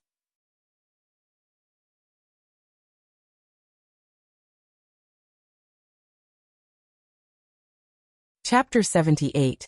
Battle the Ice-Krite Serpent King, hiss hiss. The entire cave was surrounded by a huge amount of ice-krite serpents that flicked their forked tongues. Lu Muyen took out the golden long whip and whipped the serpents that closed in on her from time to time. She used her silk mist steps to maneuver around and secretly stuffed small paper bags with powdered drugs to Lu Mu Bai, Yun Lan and the rest. In a moment, scattered the powder on the surrounding snakes. They'll temporarily lose their ability to move and they'll be frozen. Seeing the countless casualties among the serpents on the ground, she telepathically spoke to them in secret. The people were surprised after receiving her telepathic words, but they held the powder she gave them tightly in their hands and prepared to move at the right moment. Elder brother, I'm going into the cave for a while, help cover for me. Lu Muyen moved beside Lu Mu Bai and telepathically told him. Lu Mu Bai swung his sword to kill the serpents that attacked while furrowing his brows and said disapprovingly, "What are you doing going deeper in? It's dangerous down there. Or I'll go with you." Elder brother, I'm well aware of the situation. Just help cover for me, I'll be back soon. Lu Muyan's eyes were firm. She couldn't always rely on others when encountering difficulties. Not to mention she had a way to deal with the Serpent King. Lu Mu Bai felt uneasy, but he also understood the nature of his younger sister. No one could stop what she set her mind on doing. After swinging his sword to clear out a portion of the obstacles, he said, "Go, but you must be careful. If you're not out in an hour, then I'll go in to look for you." All right. After receiving Lu Mu Bai's approval, Lu Muyen tapped her foot and moved towards the inside of the cave quietly when others weren't paying attention. Under Mo Yan's deliberate release of pressure, the low-level ice-krite serpents gave way, and in only moments, she had arrived deeper into the cave. And her action also fell in the eyes of Lan Si and Yun Zmo, but the two didn't stop her nor say anything about it. After taking a silent look, they retrieved their gaze and continued to kill the overwhelming serpents. The cave was completely dark, and the walls were slippery. After she left the crowd completely, she took out a night luminous pearl from her interspatial ring, which instantly illuminated 10 meters of her surroundings. She walked forward cautiously as Mo Yen stood on her shoulder, directing her into a long, narrow passage. The ice-krite serpent king's at the end of the passage. I don't know what secret skill it used to cover up the fluctuations of a demonic beast and its aura, but that's why the rest of you didn't discover the serpent nest and its existence. In a bit, I'll mobilize my innate talent and use the king-class demonic beast's pressure to temporarily trap it. You take the opportunity to kill it. Mo Yen moved his deep back eyes, and his tone carried with it an inherent domineering attitude and self-confidence. Lu Muyen halted. She mobilized the spiritual energy within her, bit her right index finger until it bled, and flicked towards the void. 4 drops of blood rose in the sky. Then she stretched out her hand to draw 4 talisman incantations with dense spiritual energy in the void. Only then did she carefully leapt into the cave. As soon as she felt her feet land on the ground by the cave, a sudden extremely cold icicle shot straight towards her. Lu Muyen was vigilant throughout, so the moment she landed, she quickly utilized her silk mist steps to maneuver around. The chilling icicle just shot past her shoulder and embedded into the wall behind her, smashing out a hole. She moved a few steps again and stood on a relatively safe high rock. When she raised her eyes, she met a pair of cold serpent eyes. The huge body of the serpent opposite her was coiled on a huge ice pillar. Its whole body was icy blue, and its scales glowed with chillingly light. It flicked its forked tongue and stared at Mo Yen on Lu Muyen's shoulder greedily. Seeing the ice-krite serpent king stare at Mo Yen as if watching its prey, Lu Muyen raised an eyebrow, smiled and said, Mo Yen, it's treating you as if you're dinner. There was no shortage of gloating in her tone. Come and read on our website Wuxia World site. Thanks. Mo Yen glanced at the woman that was smiling like a flower, turned his head and snorted coldly. Is something like that guy worthy? Hiss hiss. Hearing the open conversation between the one human and one beast, the Ice Kite Serpent King raised its head and hissed, completely angered. It discovered that a group of humans had arrived in its territory earlier, so it decided that when the time was right, it would release all the serpents to attack. It initially wanted to wait for the humans to be bitten to death before going out and swallowing it into its stomach to refine them, but it didn't expect that there would be a weak human who would break in first. The most important thing was that on the shoulder of this weak person, there was a mysterious demonic beast that resembled a fire cloud mink. Yet it made it feel as if its energy and blood inflated, and a thirst for it was birthed spontaneously. There was a voice in its heart that kept telling it that as long as it swallowed and refined the little white beast opposite, it would be able to break through to a Tier 6 demonic beast. That extreme desire caused the Ice Kite Serpent to hiss a few times, opened its mouth and spat out dozens of ice arrows that contained dual elemental attributes towards Lu Muyen. It wanted to kill the one human and one beast before it and devour them. Lu Muyen darted away and maneuvered around the ice cave ceaselessly. Because of the difference in their cultivation levels, not to mention the Ice Kite Serpent King owned the dual attributes of ice and water, she could only put in all her effort to barely avoid the ice arrows that constantly shot towards her, and prevent herself from being injured. Mo Yen leapt off Lu Muyen's shoulder. His body suddenly enlarged from the size of a palm to at least more than a meter long before stopping. He roared violently towards the Ice Kite Serpent. Roar! A deafening roar echoed in the huge ice cave. Mo Yen integrated a kind of soul attack type innate talent into the roar. The pressure that belonged to a king-class demonic beast stacked on top of each other, and like the explosion of a mountain torrent, rolled towards the Ice Kite Serpent King. Lu Muyen also avoided the last ice arrow at that moment. She muttered a few sentences, waved her hand casually, and 4 void talismans that carried spiritual energy rose into the air, taking the opportunity to surround the Ice Kite Serpent while it was stunned by Mo Yan's roar. Hiss hiss. The pressure caused the Ice Kite Serpent to shudder from the bottom of his heart. Its demonic soul within its Yaofu trembled slightly, and it raised its head in pain as it hissed a few times. Although Mo Yen was able to use his innate talent, but because his cultivation base was only at the strength of a Tier 3 demonic beast, the same level as Lu Muyen, so the period of time that he was able to utilize his innate talent was relatively short. There was only one chance. When the pressure that wound around its Yaofu and demonic soul gradually dissipated, the Ice Kite Serpent King was completely angered with some fear. A trace of scarlet rose in its ice-cold serpent eyes. Seeing that the demonic beast that was at least 1 meter long on the ground had returned to the size of a palm, the Serpent King felt disdain towards it. So what if it was a king-class demonic beast? Now the opponent's strength wasn't even comparable to itself from a middle-class demonic clan. The greedy color and fierce light in its eyes grew thicker.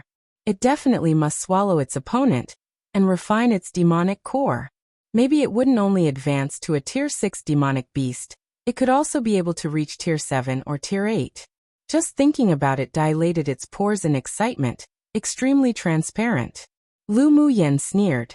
The Serpent King opposite her would have to pay the price for underestimating her right now. She created 16 Taoist seals in the air, and inserted them into the 4 void talismans one by one. 4 symbols, 1 killing array condense. Lu Muyen exclaimed lightly. The 6 Taoist seals echoed in collaboration with each other, and with the 4 void talismans.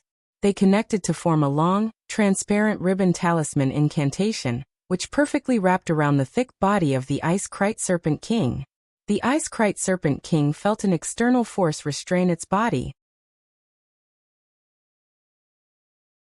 With a look, he discovered it was that weak human woman that was causing trouble. It moved its head a little, and didn't place much importance to her. Then opened its ferocious mouth and bit towards Mo Yen on the ground. Lu Muyen curled the corners of her lips and spit out a word coldly. Explode. 1. The four symbols refers to the four guardian beasts or four gods or four auspicious beasts, aka Black Tortoise of the North, Azure Dragon of the East, Vermilion Bird of the South and White Tiger of the West. Also aka Genbu, Sairyu, Suzaku and Byako.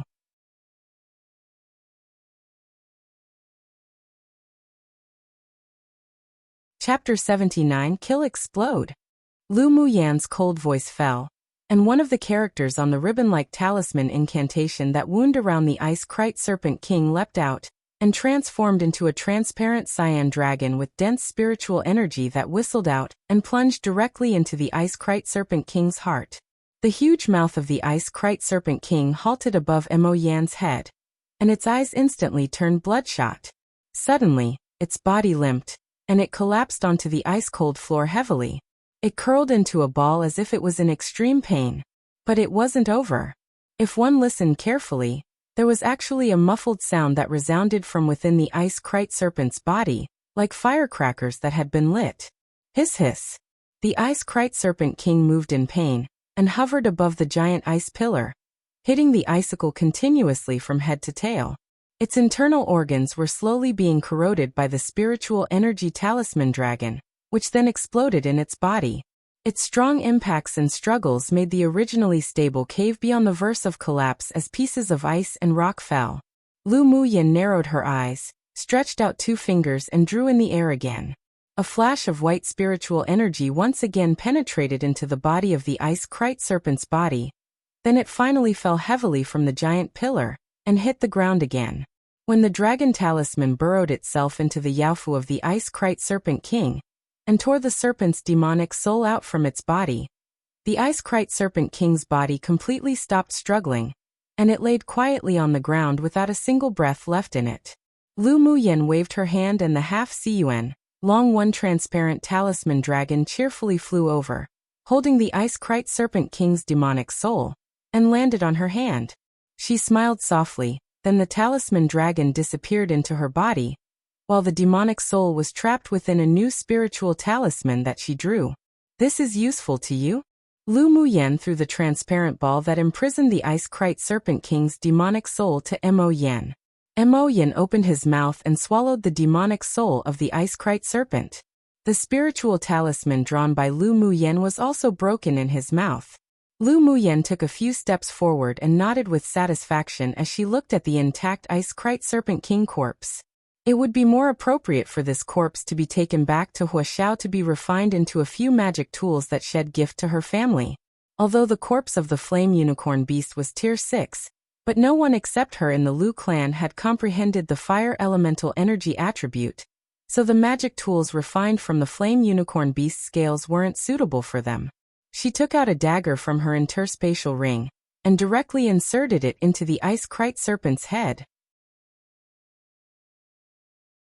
Then she channeled her elemental energy to crack it open, and with a grab, 2 blue crystal cores, one deep, one light, landed in her hand.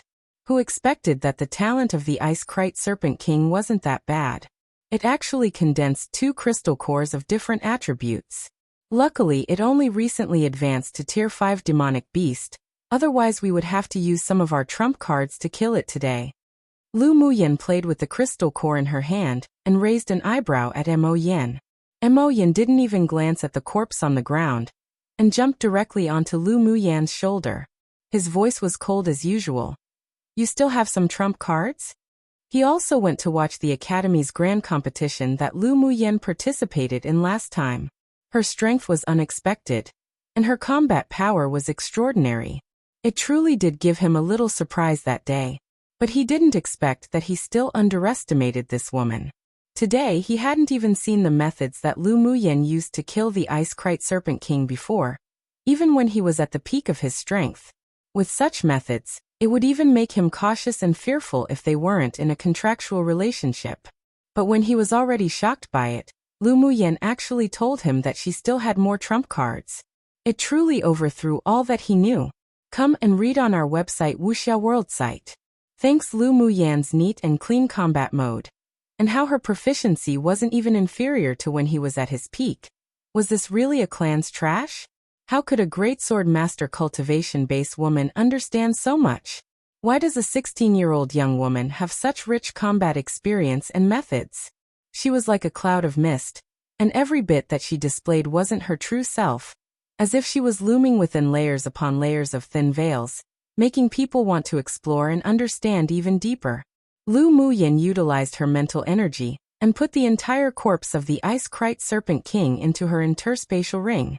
She stretched out her hand to poke Mo Yan's back and chuckled softly, saying, "This glacial mountain range is very dangerous. Maybe you'll see my trump card soon." Mo Yan's eyes that were as deep and boundless as the sea fluctuated like a whirlpool. Although between him and Lu Muyen, they were under the contract of equals, but their mutual understanding and trust had not yet reached the point where they'd rely on and support each other entirely. He stopped inquiring, just stared down at the 2 crystal cores in Lu Muyen's hand and said, "Give me the 2 crystal cores for refining." "You want to refine it directly?" Lu Muyen glanced around the serpent cave, as if looking for something. "How can I absorb it without refining it directly? As long as I refine these 2 crystal cores, plus the demonic soul I just swallowed, I'll soon be able to break through to Tier 5 strength. When I have time, I'll use these crystal cores to refine a cauldron of pills for you. The effect's much better than refining it directly." "Sure." Mo Yan was still quite convinced by Lu Muyan's alchemy skills. Seeing that Lu Muyan still wasn't leaving, he looked towards the corner of the cave and asked incomprehensibly, "What are you looking for?" "Of course I'm looking for the treasure collected by the Ice-Krite Serpent King. It's been in this glacial mountain range for so many years. It's impossible for it to not have collected the spiritual herbs and spiritual items here." Lu Muyin used the whip to remove an ice stone as she explained to Mo Yan. Mo Yan couldn't help but twitch the corner of his eyes. This woman really didn't let go of anything.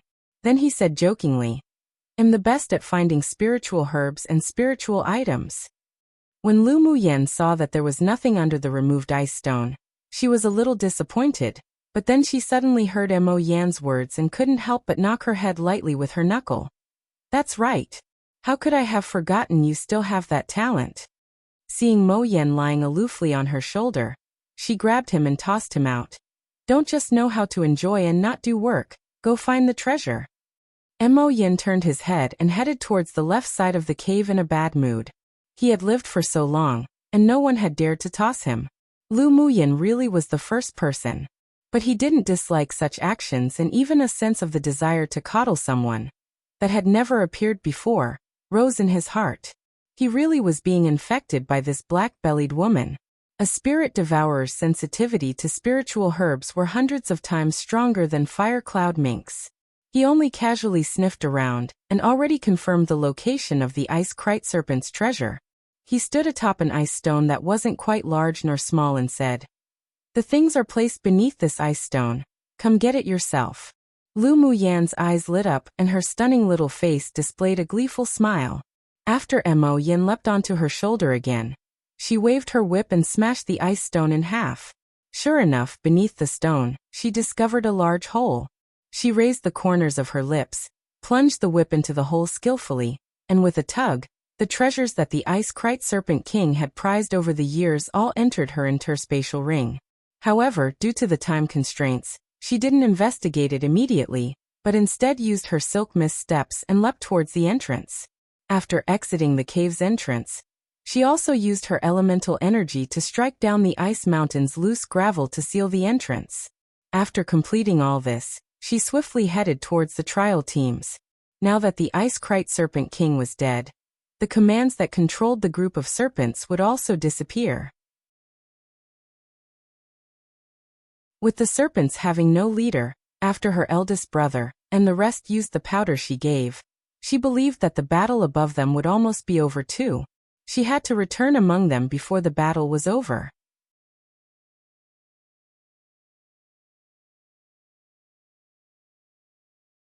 Chapter 80. Attitude change. Lu Muyen used silk mist steps at its fastest, and arrived in the cave where everyone had rested before. The battle wasn't over yet, and at this time, piles of Ice-Krite serpent corpses were everywhere. The students were practically exhausted as they dealt with the last wave of small serpents. She quickly moved to Lu Mu Bei's side when the others weren't paying attention. and waved her whip to help him behead a wave of small serpents that surrounded him. Lu Mubai had taken the candy, that was from Lan Si, earlier with Lu Muyen, so he still had more than half of his elemental energy left, which meant, compared to the others, he had it much easier. Only after seeing his younger sister return safely did his hovering heart gradually fall back into place. Done. Lu Mubai asked Lu Muyen telepathically. Lu Muyen and Lu Mubai killed the last batch of ice kite serpents back to back. Yep, it's done. The battles of the rest were also coming to an end. Several students had practically exhausted their elemental energy, and it was thanks to the help of Lan Si and the several teachers that they could survive the swarm of serpents. When the last ice kite serpent was killed, whether it was the Empire Academy trial students or the Imperial Family trial team, most of them were sitting on the ground panting, and many were more or less injured too. Yun Ziemo walked straight to Lu Muyen with a touch of complexity in his eyes and asked, "You gave them those powdered drugs? So what if it's me?" Lu Muyen knew that Yun Ziemo and Lan Si had both noticed that she had left earlier, but she couldn't consider too much at the time. Though if Yun Ziemo mentioned it now, she inevitably would experience some trouble. Yun Ziemo's eyes darkened, fell silent, then faintly said, "Nothing." Then he turned directly around and walked not far away to sit and meditate to recover his elemental energy. A sliver of surprise slipped past Lu Muyen's heart. Yun Ziemo's brain wasn't ill, was it? But this was fine too. It saved her from having to explain to everyone. Lan Si looked at Yun Ziemo thoughtfully, then asked Lu Muyen, "Do you still have the powdered drug?"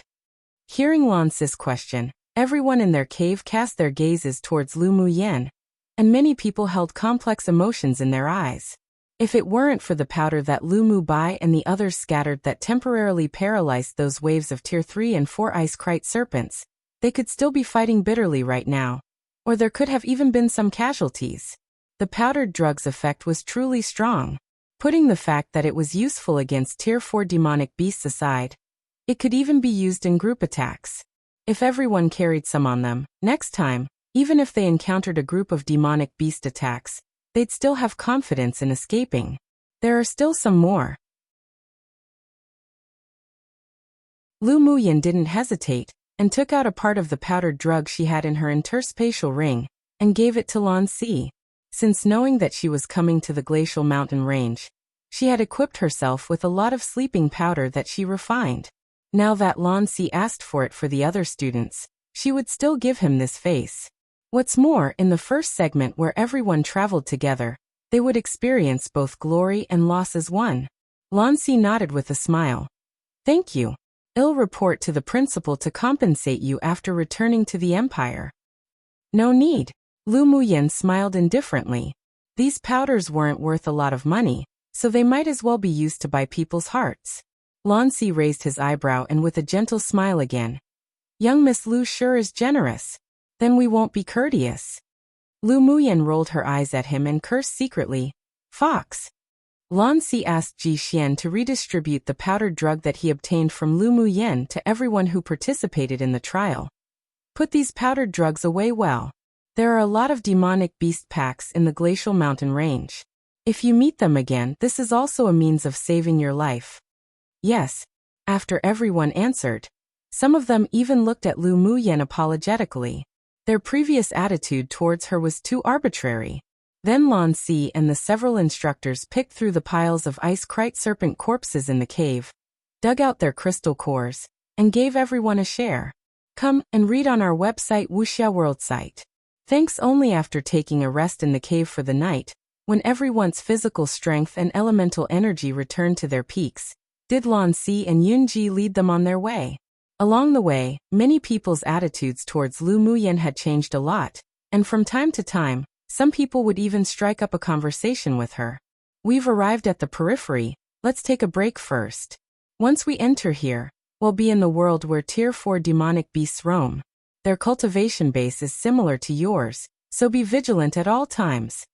When they arrived at a place where green plants grew, fresh flowers intertwined, and a forest that grew vigorously, Lan Si ordered everyone to rest. Not all places in the glacial mountain range were ice mountains. There was only daylight here, but in some places where the sun shone all year round, all seasons were practically like spring. After resting for a while, they continued on their way. Except after only walking for not even 2 hours, they heard some fighting noises and the roaring of demonic beasts in the woods ahead. Lan Si made a stop gesture, exchanged a glance with Yunji, then handed the students over to the several other instructors, before the two leapt in that direction. Lu Muyan looked in that direction and telepathically spoke to Mo Yen. Did the people ahead meet demonic beasts? It wasn't far ahead, and if she spread her mental energy, then she could find out what was happening there. But there was a demonic sense that was super strong, where with one casual sweep, the demonic beast could know what was occurring 1,000 li away, so she naturally knew to put it to good use. A group of humans and a demonic beast pack encountered each other, but it was solved quickly. The strength of that group is much stronger than your group. Mo Yen laid on Lu Muyan's shoulder and replied lazily. Lu Muyan stroked her chin, and the corner of her lips rose into an arc. The group of people ahead should undoubtedly be the pupils of the 10 distinguished clans. Not long after, Lan Si sent a signal to continue ahead, so Ji Xian rushed over with everyone. After passing through the woods, one saw many Tier 3 and 4 demonic beast corpses lying in the open ground. There were some people sitting separately on clean grass, and they appeared to be a small team. You guys come to rest as well for a bit. Lan Si pointed to a clean, open space to let the students of Yanzhou Kingdom rest, while he himself stood with 2 middle-aged men to chat, seeming to be acquaintances. Lu Muyan swept the 2 groups of people, and a smile rose in her eyes, but she didn't take the initiative to step forward. When she walked to the place Lan Si designated, and just as she was about to sit, there was a sound of surprise that entered her ears. Muyan. When Yi Qinghan sat in his place to rest, he had heard that the students who participated in the trial competition from Yanzhou Kingdom also came. He only thought to glance over casually, but didn't expect to see the beautiful, otherworldly, white-clothed woman in the crowd. Lu Muyan stopped in her steps, turned her head, and smiled charmingly. Qinghan. The familiar greeting between the two surprised everyone in the woods, especially the few women who had been sitting in the clearing as they looked at Lu Muyan with dislike in their eyes. Yi Qingyan patted the young woman beside him. Then they stood up and walked towards Lu Muyan. Muyan, long time no see. Yi Qingyan was still dressed in his dark patterned black robe with a rare smile on his handsome face. Lu Muyan nodded, her eyes dyed with a smile. Long time no see. Elder brother, is she the elder sister Muyan you spoke of? The sweet-looking and petite girl who stood beside Yi Qinghan asked with a smile. Yes, she's Lu Muyan. Yi Qinghan's voice carried a bit of pampering, then introduced to Lu Muyan. Muyan, this is my little sister, Yi Qinglu. Elder sister Muyan, you're so beautiful. Yi Qinglu blinked at Lu Muyan with a natural familiarity. She didn't know why, but just liked this woman, that her elder brother spoke of constantly, at first glance. Qinglu is also very beautiful. Lu Muyan nodded and smiled cordially. The friendliness of the girl opposite her didn't appear to be fake, so a sense of intimacy was also birthed unconsciously in Lu Muyan's heart. Perhaps this was simply fate.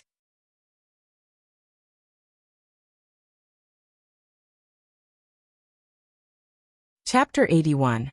The Yi clan's brother and sister Yi Qinghan was relatively humble, but there was a sense of distance towards everyone. It was difficult to see him reveal a smile from the bottom of his heart to anyone. Yi Qinglu, the little princess of the Yi family, had a very lively and cheerful appearance, but she rarely truly approved of anyone. No one had ever seen her display the intimacy that she did today towards anyone. Many people were puzzled by the attitude of the Yi clan's brother and sister towards Lu Muyan. Those who didn't know Lu Muyan's identity were all wondering who she was. It was the first time for Xueling and Xianing Xian to see Yi Qinghan display such a gentle side to a woman. In particular, the joy and warm color in his eyes pricked their eyes. Xianing Xian had already found out Lu Muyan's identity before. From her point of view, this woman was just a fallen noble. The only thing that made her fear was the mysterious master behind Lu Muyan.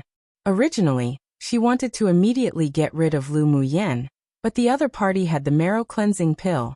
After the superiors of the 10 distinguished clans received this news, The moment this trial ended, they would definitely go to Yanzhou Kingdom to discuss this matter. The elder of her clan also warned her not to make a move without permission and lose a great opportunity because of something small. Xianing Xian's eyes were grim. After she was warned by the clan, she decided to temporarily let Lu Muyan go and wait for the Xian clan to obtain the marrow cleansing pill first before killing her. But now looking at Yi Qinghan's attitude towards Lu Muyan, her heart was burning with jealousy. She just wanted to rush up and scratch open that gorgeous face of hers completely. Elder brother Mu Bai Muyan. At this time, several people from the Ling clan also walked over from another direction. The leader was a red-haired young man, and a gentle woman in plain clothes. Fei Hao Fei Li. A warm color flashed across Lu Mu Bei's eyes. Lu Muyan also smiled and addressed, elder cousin brother, elder cousin sister. The two of them were precisely the most promising of the younger generation in the Ling clan. Ling Fei Hao and Ling Fei Li. They were Lu Muyan's second uncle and third uncle's child respectively. They were 2 years older than her, and they treated her fairly nicely.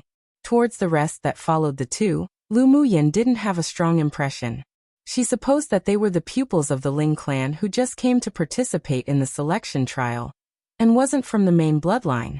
Only when they saw Ling Fei Hao and Ling Fei Li greet Lu Muyan, did many talents of the 10 distinguished clans realize her identity. But they still wondered how Yi Qinghan and Lu Muyan met. The relationship between the two was obviously not shallow. I've long heard my maternal grandfather say that Muyan's terminal meridian's constitution had been eradicated. But it was unexpected that we'd meet in this trial. I hope we can participate in the continental tournament for hegemony together. Ling Fei Hao's sunny and energetic face revealed a lovely dimple. Ling Fei Li beside him glared at him. Well, speak of these matters in private.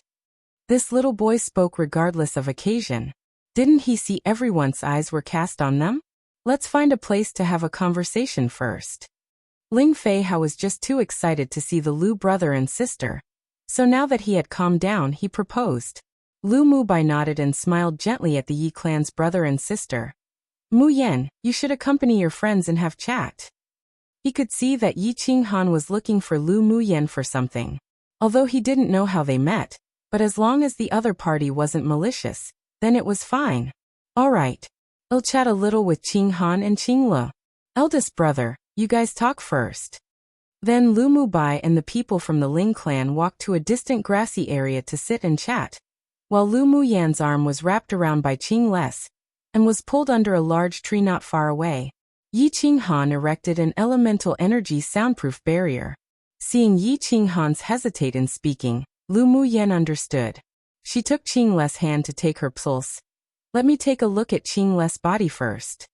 Yi Qinglu was plagued by years of disease, and this time, it was because she had taken a pill the clan's alchemist had refined that could temporarily suppress the fetal poison that she could follow into the glacial mountain range. Come and read on our website Wuxia World site. Thanks, she had long heard from her elder brother and old Lu that Lu Muyan had excelling medical skills. Elder brother had even successfully advanced to the Sword King stage because he took the marrow cleansing pill that Lu Muyan gifted. So she had long wanted to see the woman they constantly spoke of. Sure enough, she didn't disappoint at first glance today. She had a good impression of this woman who was only a year older than herself. Now that Lu Muyan wanted to check her pulse for her illness, she relaxed her body and allowed her to check. After changing Yi Qingle's hand, and continued to check her pulse, Lu Muyan's brows furrowed together slightly. Then after a while, she let go and fell into deep contemplation. Muyan, how is it? Can Qingle's poison be cured? Seeing Lu Muyan furrow her brows, worry couldn't help but rise from Yi Qinghan's heart. Yi Qinglu was more optimistic. Since she was a child, she knew that she might not live past 20 years old. So this time she begged the superiors in the clan to allow her to follow her elder brother to experience the outside world. Elder sister Mu Yan, I've been living with this chronic illness for years. If there's no solution, then it's also normal. Lu Muyan was just thinking deeply about how to cure Yi Qingle's poison. Yet who knew that it'd cause a misunderstanding from the two? She smiled back and said, Although the fetal poison in your body is deep, but it hasn't corroded to the internal organs yet. As long as you cure it within a year, then it'll be fine. If we drag the time longer than a year, the fetal poison flowing in your blood will slowly corrode your internal organs. And by then it'll be more troublesome. Then you mean Qinglu could still be saved now? A light burst from Yi Qinghan's eyes. Yi Qinglu froze and a look of hope rose in her eyes as she stared at Lu Muyen, waiting for her answer.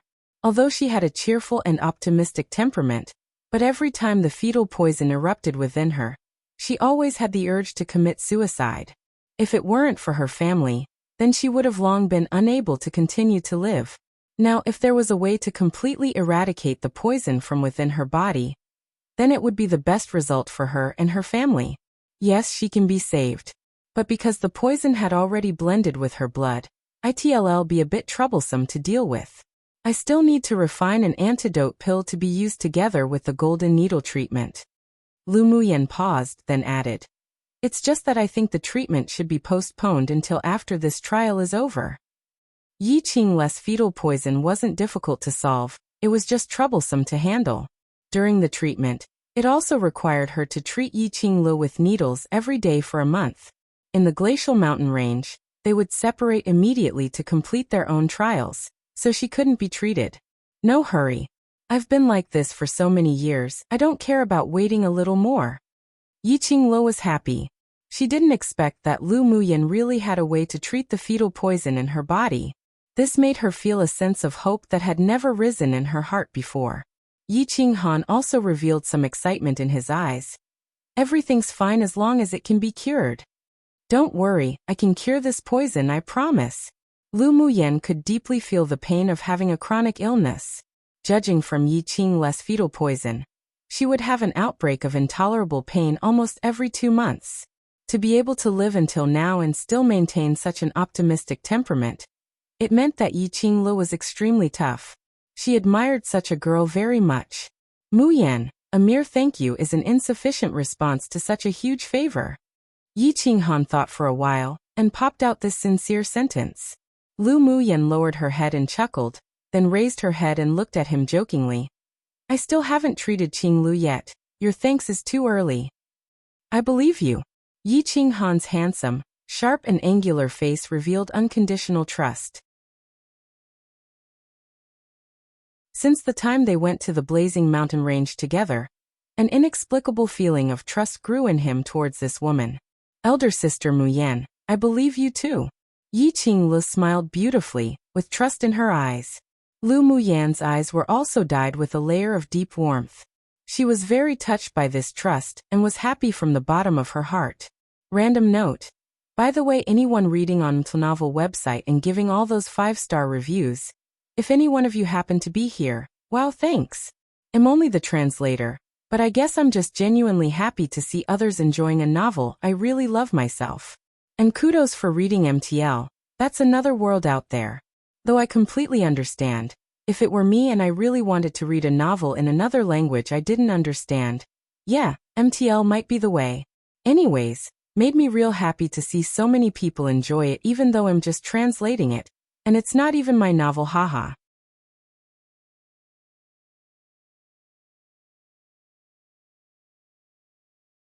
Chapter 82. The 3 men most difficult to approach. Yi Qinglu and Lu Muyen hit it off at first sight. They laughed and chatted for a while, and both felt as if they've met each other far too late.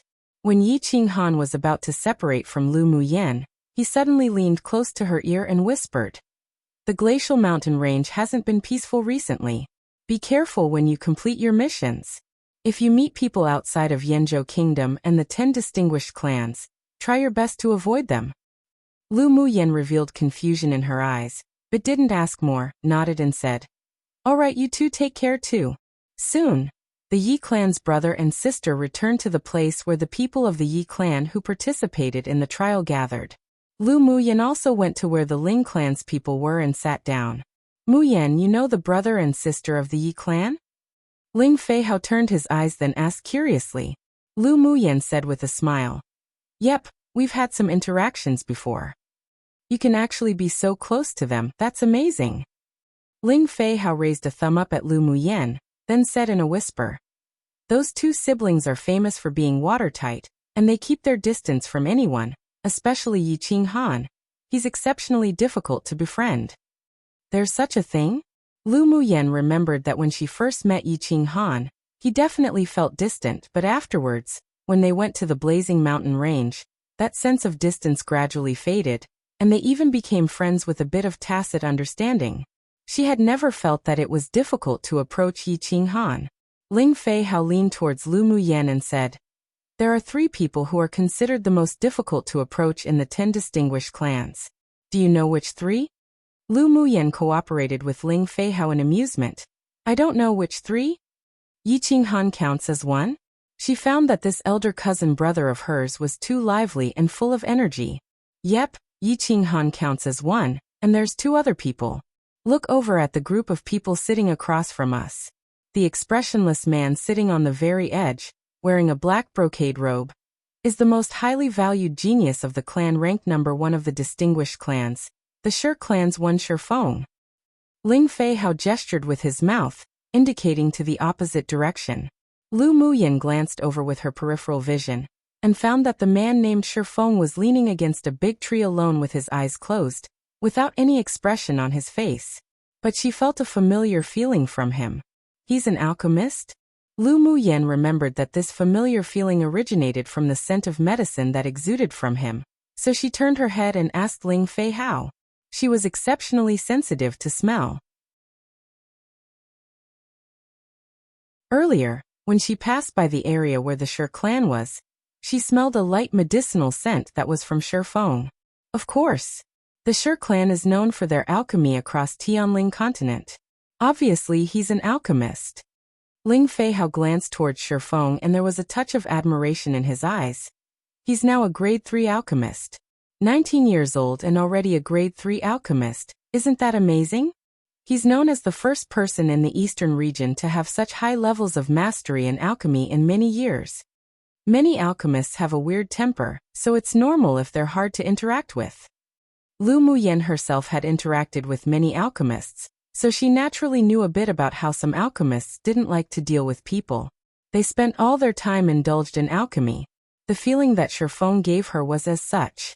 This kind of indulgence was different to Huaxiao's indulgence in smithing. She had seen people like Shifeng before, and he should be one who truly loved the pleasure and accomplishment when spiritual herbs were successfully refined into pills. They pursued perfection and strived to refine the best pill as their lifelong goal. Ling Feihao pursed his lips and said, "It's not just because he's an alchemist, he's just got face paralysis too. His face is expressionless all year round. Basically no one's seen him show any excessive emotions." Lu Muyen smiled speechlessly, considering that to be her acquiescence, then asked, "And the last person?"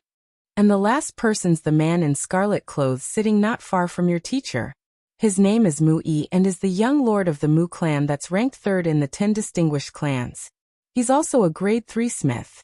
The most important thing is that he's already comprehended 3 different elemental energy attributes already. Although he's only at peak phase Sword King cultivation base, but it's said that he already has the strength to fight a sword monarch." Ling Feihao added. Lu Muyen raised her eyes and glanced in Mu Yi's direction.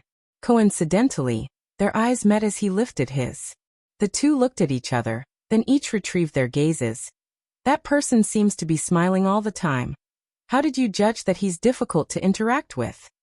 "It's precisely because he's smiling all the time that he's hard to interact with. Because he's a smiling tiger who treats everyone with politeness, regardless of who it is. It's a different tune to Yi Qinghan's distance, but with the same results 3. Ling Feihao said as he raised an eyebrow. "Come and read on our website Wuxia World Site." Thanks. Lu Muyen looked at him amused. "Elder cousin brother, I realize you're really bored." "Pft Muyen, so you realize too. He just studies these boring things every day, and he doesn't listen to us no matter what we say." Ling Feili beside him couldn't help but laugh aloud. Ling Feihao huffed. "I'm just studying my opponents, you guys don't understand." Lu Muyen and Ling Feili exchanged a look and saw the smile in each other's eyes.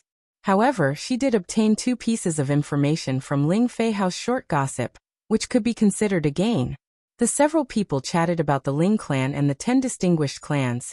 Then the middle-aged man that was standing with Lan Si suddenly clapped his hands and said, "The trial members of the 10 distinguished clans will gather and set off in a quarter of an hour." Ling Fei Hao revealed a look of reluctance. They had only met for a little bit, and now had to separate again. Lu Mubai patted his shoulder with a light smile. "Fei Hao, this time you need to bring glory to the Ling clan. Maybe we'll meet again within the later parts of the trial." "I will." Hearing Lu Mubei's words, Ling Fei Hao nodded solemnly. The current situation of the Ling clan wasn't really optimistic.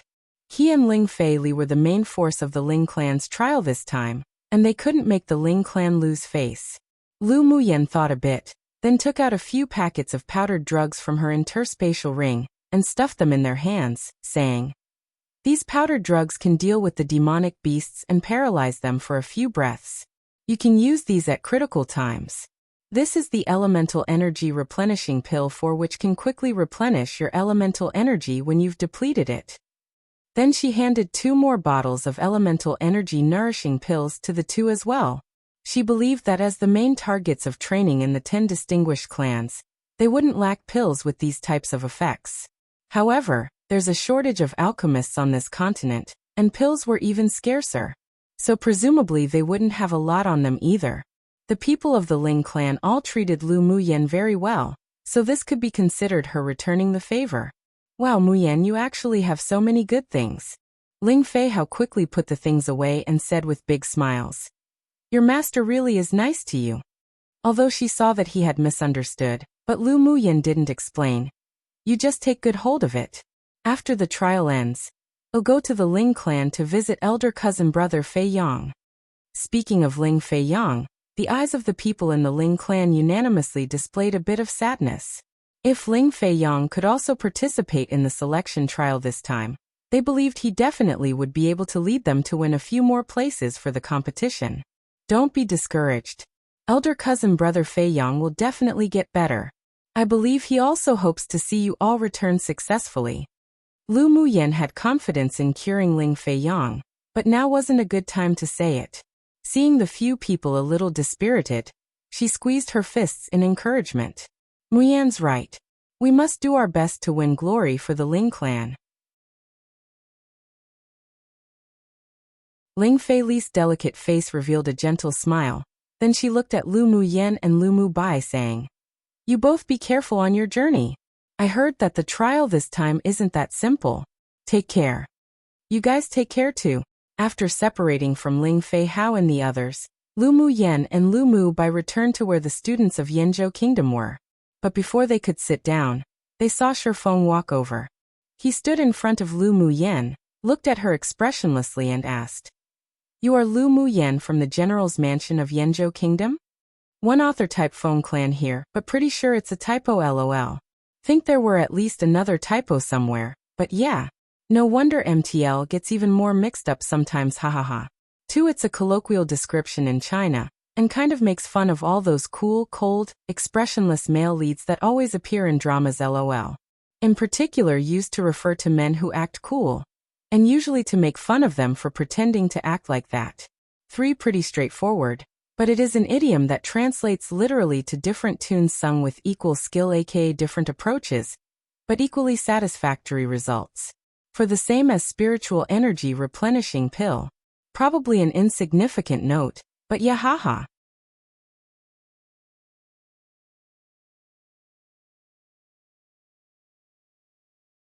Chapter 83. The start of the trial missions. Lu Muyen watched Shifeng walk over, but she didn't expect that this person would talk to her. Although Shifeng was expressionless, but she could feel that he wasn't hostile. She nodded calmly. "I'm Lu Muyen. Something the matter? I heard that you have a pill called the marrow cleansing pill?" Only when Shifeng mentioned pills was there a slight fluctuation in his usually calm eyes.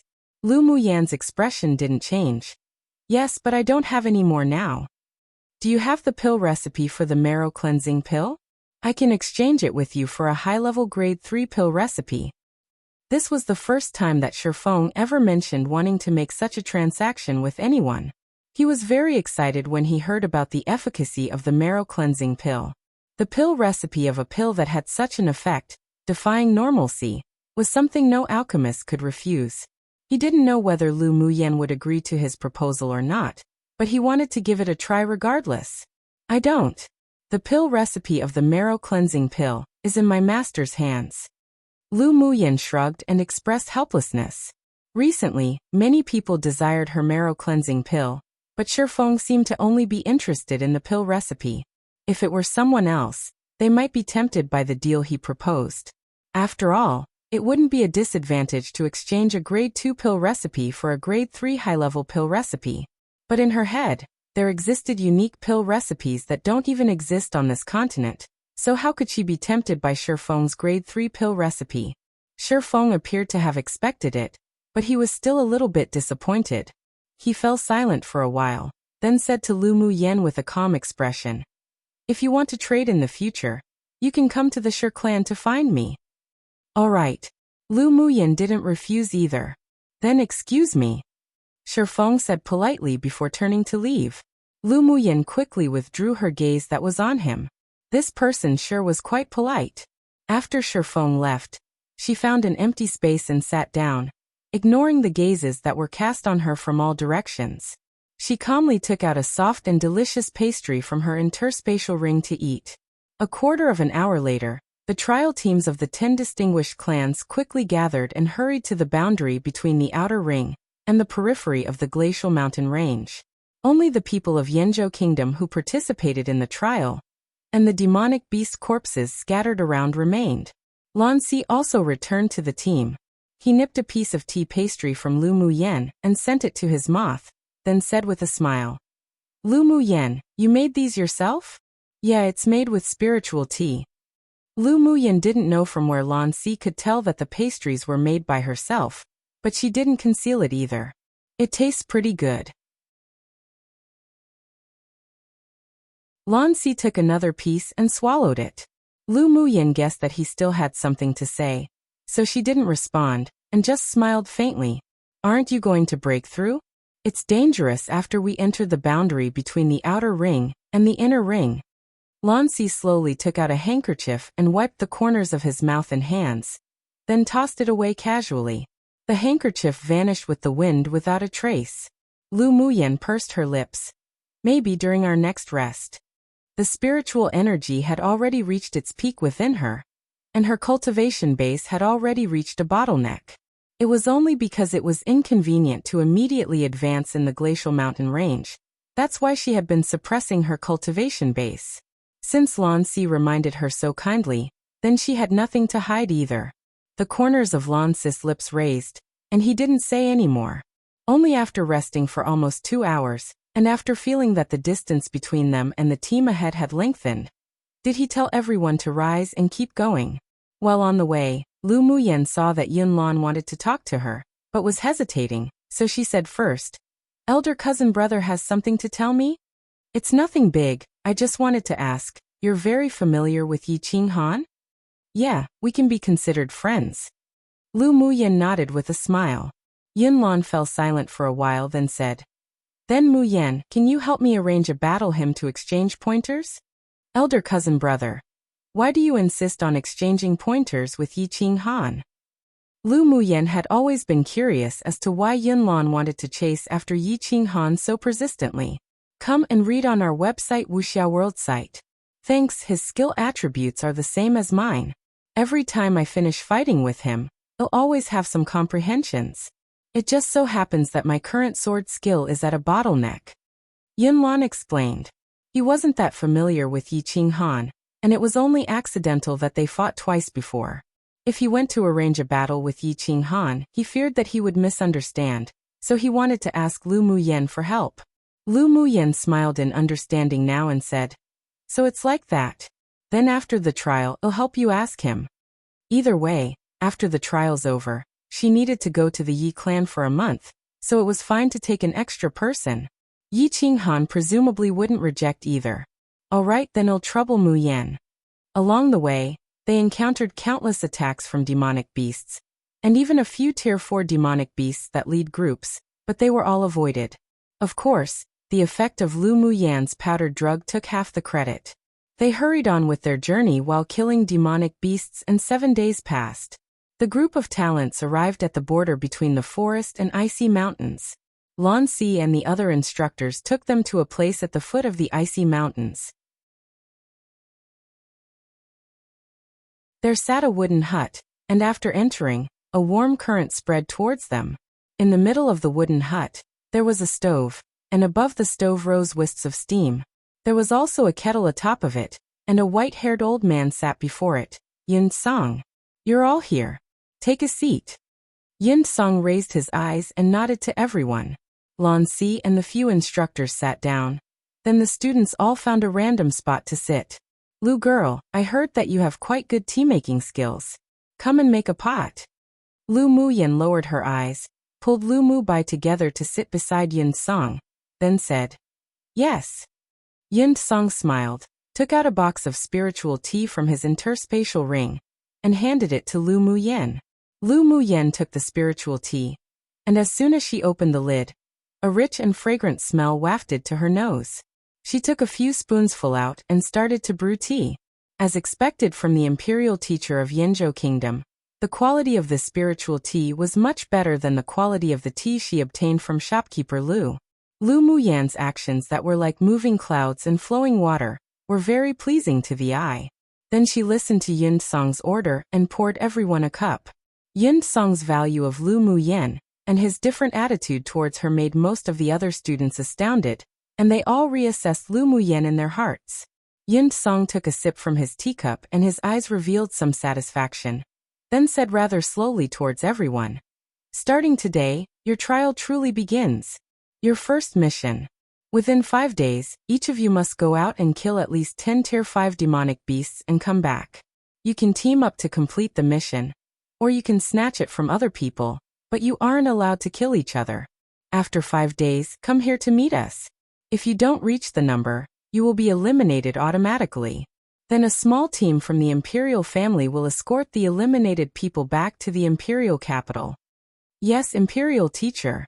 Hearing the first task issued, every student participating in the trial here were all feeling ambitious and fervent. By the way, you need to complete this operation alone or in any team. The instructors will no longer accompany you throughout, so pay attention to your own safety. If you die here, then everything will be over for you. I hope that you will all stay alive. Yin Song drank all the tea in the cup and with a serious expression. Rest for a night, and you'll leave early tomorrow morning. Whether you complete the mission or not, 5 days later, before this time, report back. We will follow the instructions of the Imperial teacher.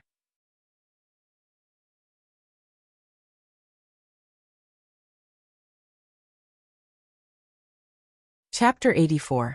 Spiritual Force Body Tempering. After everyone scattered, Lu Muyan greeted Lu Mu Bai before walking to sit cross-legged atop a large tree with dense foliage not far from the wooden house.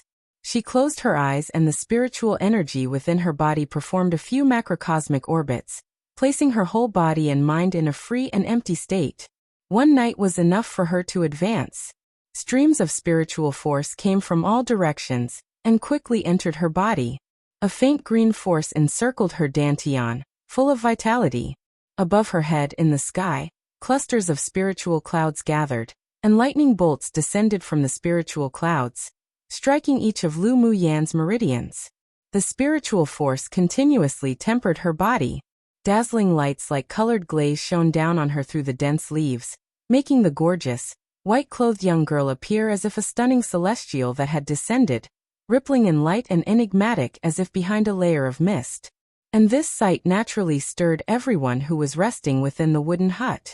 They leapt out of the house, looked in Lu Muyan's direction, and were completely stunned. This is spiritual force body tempering? A student stammered out. Isn't Lu Muyan's talent a bit too strong?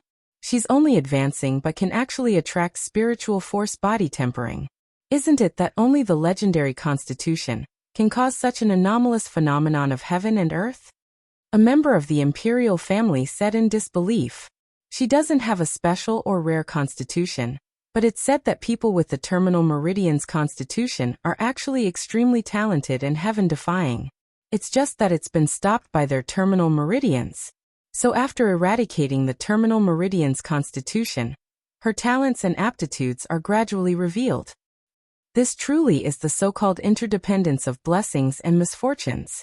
The Lu Mu Yen, after eradicating the terminal meridian's constitution, compared to the trash from before, are like two different people. The students were discussing constantly, and they all sighed with mixed emotions at Lu Mu Yan's good fortune. Yun Song, Lan Si and Yun Ji were also standing outside the hut, looking at the anomalous phenomena occurring at that large tree. Every time a spiritual cloud scattered, there would be even more that floated over.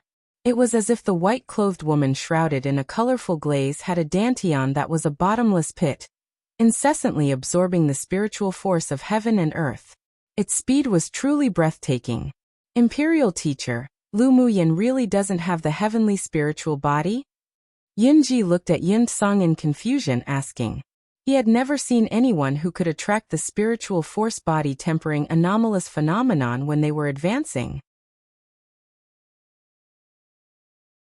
Such an anomalous phenomenon was only a legendary existence. Yet he didn't expect to see it today occurring on the infamous trash of the empire. Yun Song's gaze was deep, and with a rare smile on his face he sighed.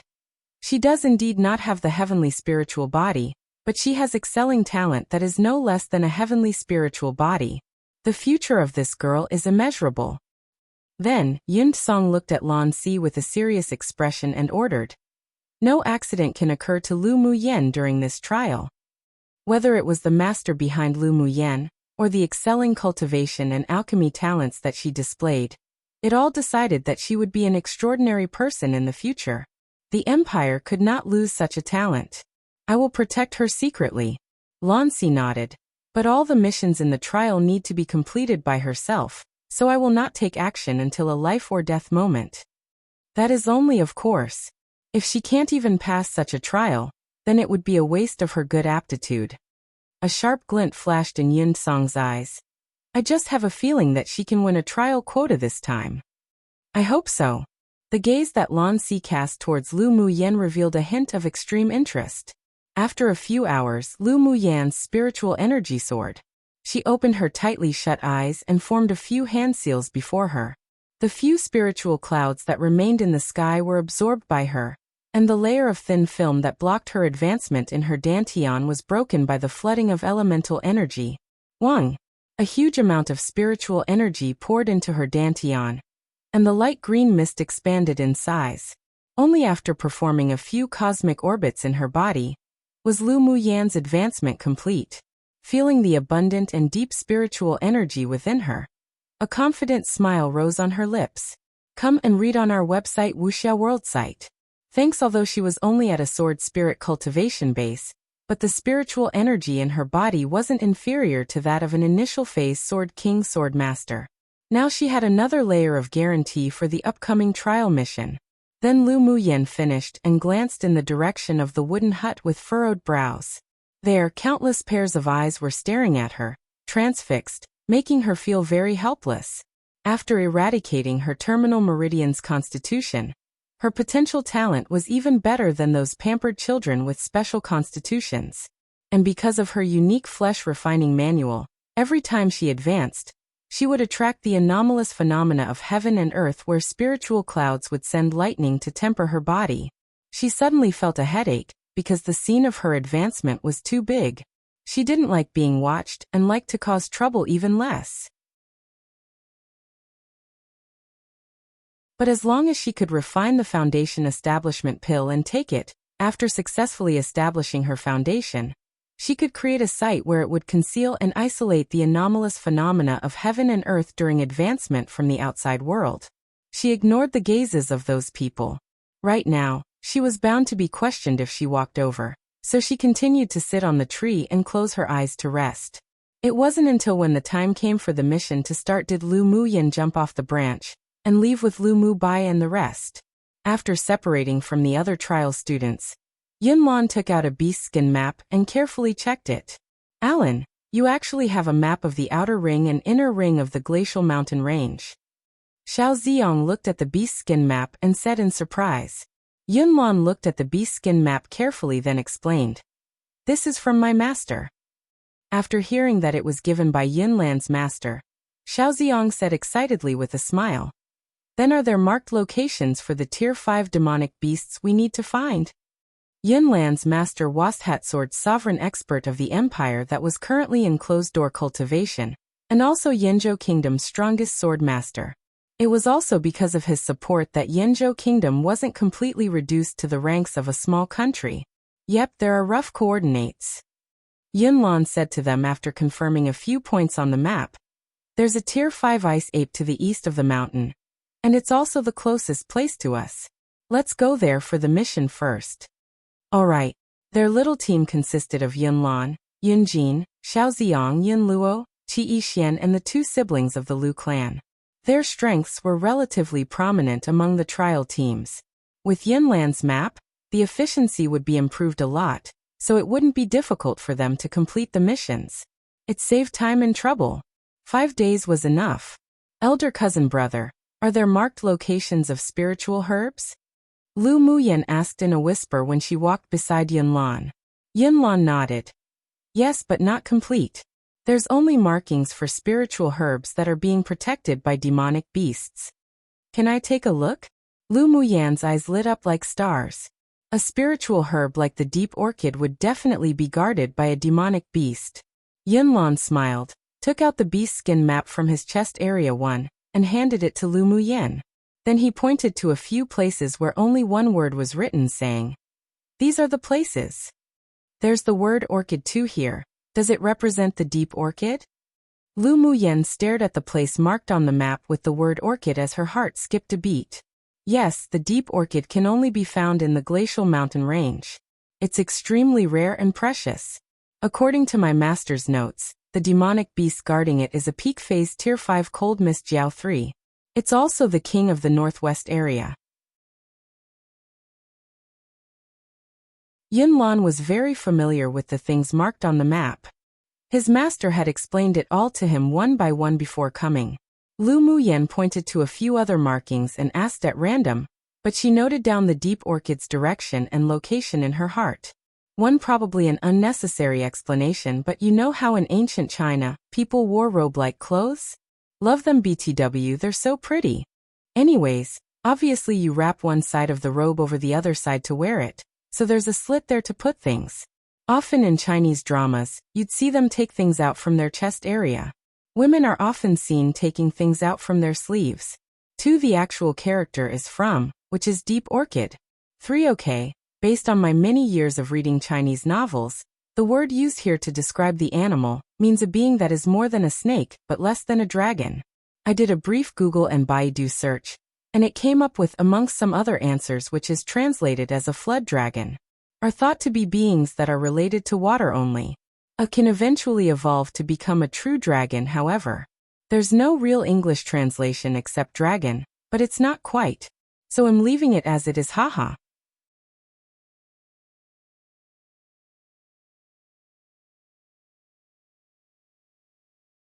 Chapter 85. How violent Lu Muyan and her party quickly arrived at the Ice Ape's cave marked on the map. Sure enough, they felt 3 Tier 5 demonic beast auras in the depths of the cave.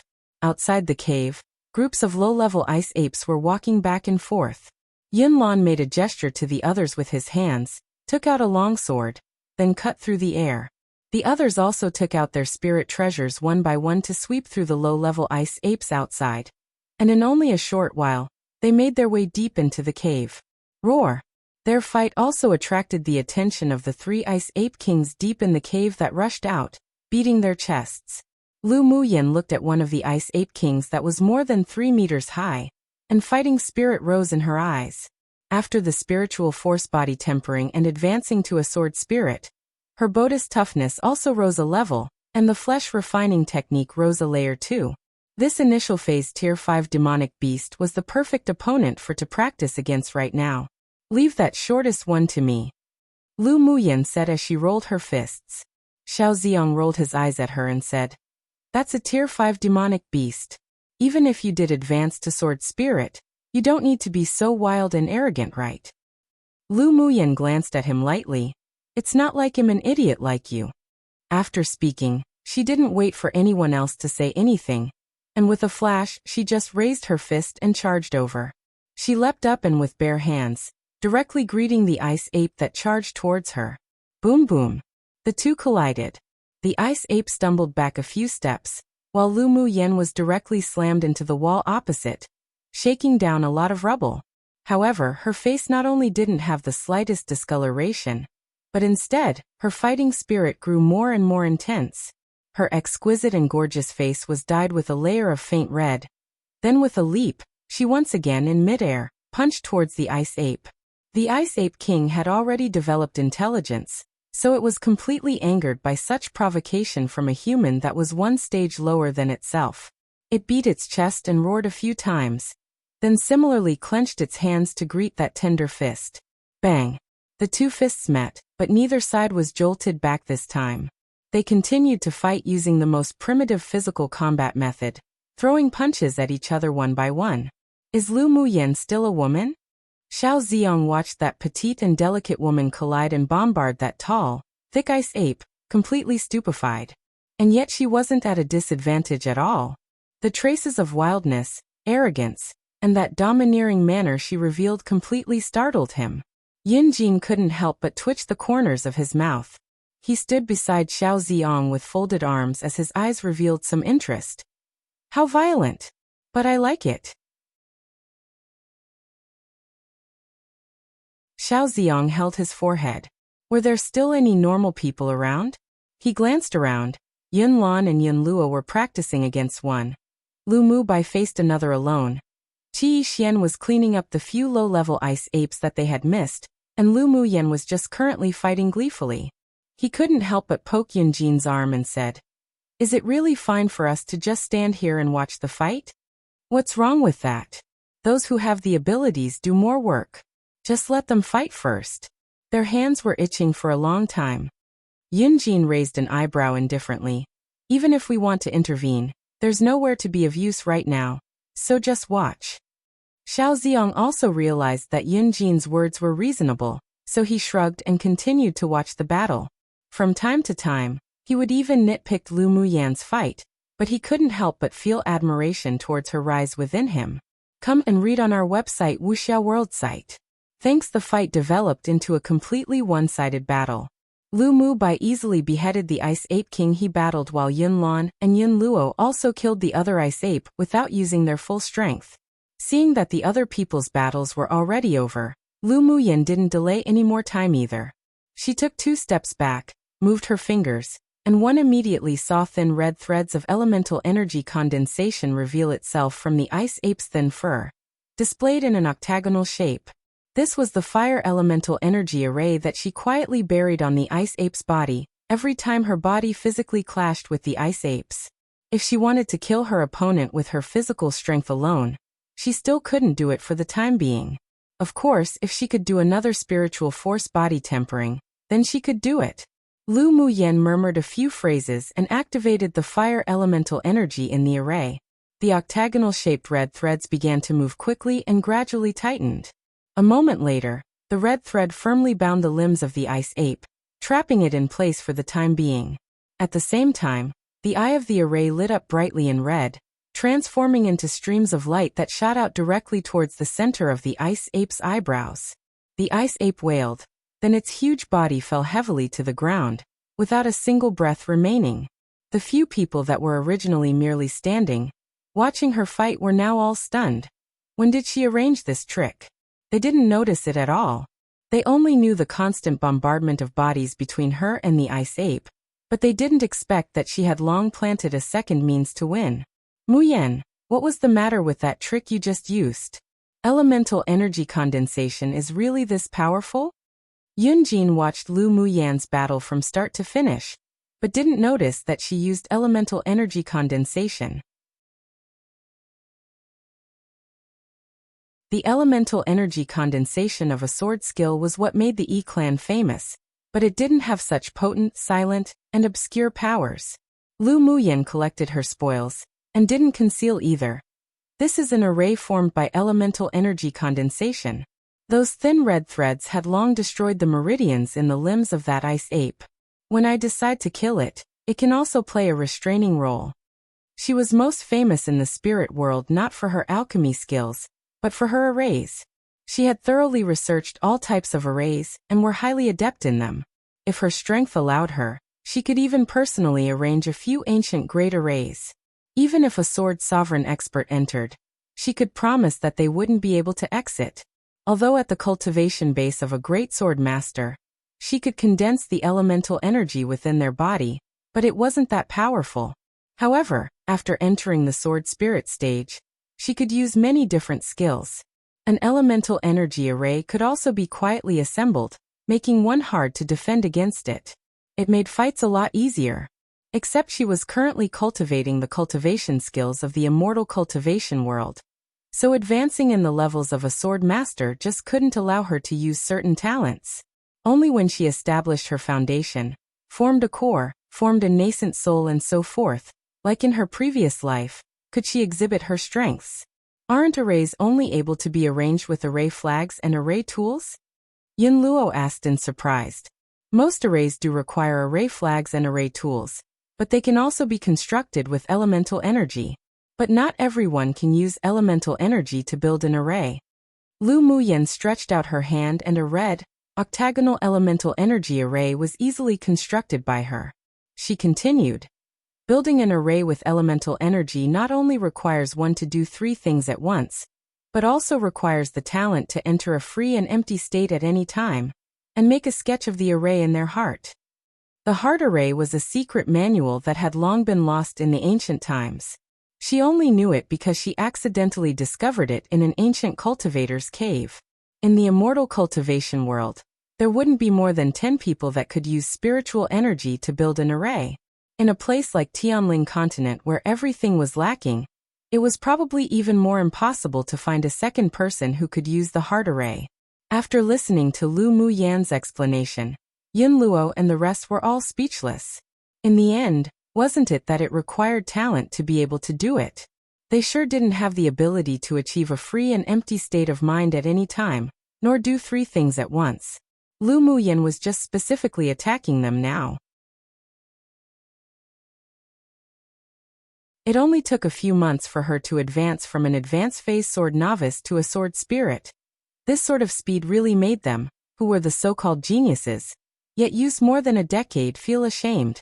She also only used the cultivation base of a sword spirit to defeat a tier 5 ice ape, that was equivalent to an initial phase sword king strength, and not only used elemental energy condensation, but could also use elemental energy to build an array to kill her opponent.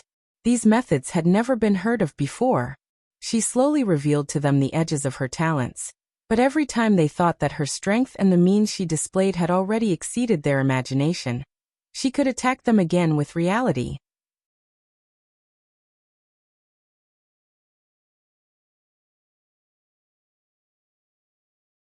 After hunting the tier 5 ice apes, the group followed the closest path on the marked map, and swept up and beheaded the tier 5 demonic beasts required for the mission. 3 days later, on a glacial plain, green trees were dotted among the vast expanse of white, and a group of cold vultures flew on the clearing around the trees. When Yun Zmo and 2 other teams of students rushed to the ice field, wanting to kill the tier 5 cold vultures that they received information of, they saw a large group of cold vultures currently fighting a few people. Among the few people led by Lu Mu Bai, 2 of them cleaned the low-level cold vulture on the periphery, while 4 of them faced 4 tier 5 cold vulture kings among the cold vultures. And the white-clothed woman currently in battle with a tier 5 cold vulture king unexpectedly stunned them. She was agile and fast, sped swiftly beneath the wings of the demonic beast, blasted and slammed with her fists covered in elemental energy, used her body to fight head-to-head with the tier 5 cold vulture king. And yet she wasn't at all at a disadvantage. Sword masters were more adept in long-range combats because their bodis toughness couldn't be compared to a demonic beast's, so they were weak in close-quarters combat. But Lu Muyan personally let them realize that the body of a human sword master could also be as strong and tough as a demonic beast. That's Lu Muyan? Ji Han-su, who stood beside Yun Zmo, didn't conceal the shock in his eyes. If he hadn't seen it with his own eyes, had absolutely never believed that Lu Muyan's body was so tough. Yun Zmo's cold eyes deepened. She should have practiced a flesh-refining skill. But to be able to combat a Tier 5 demonic beast with the cultivation base of a sword spirit master, and still appear to be winning, she indeed has her own strengths.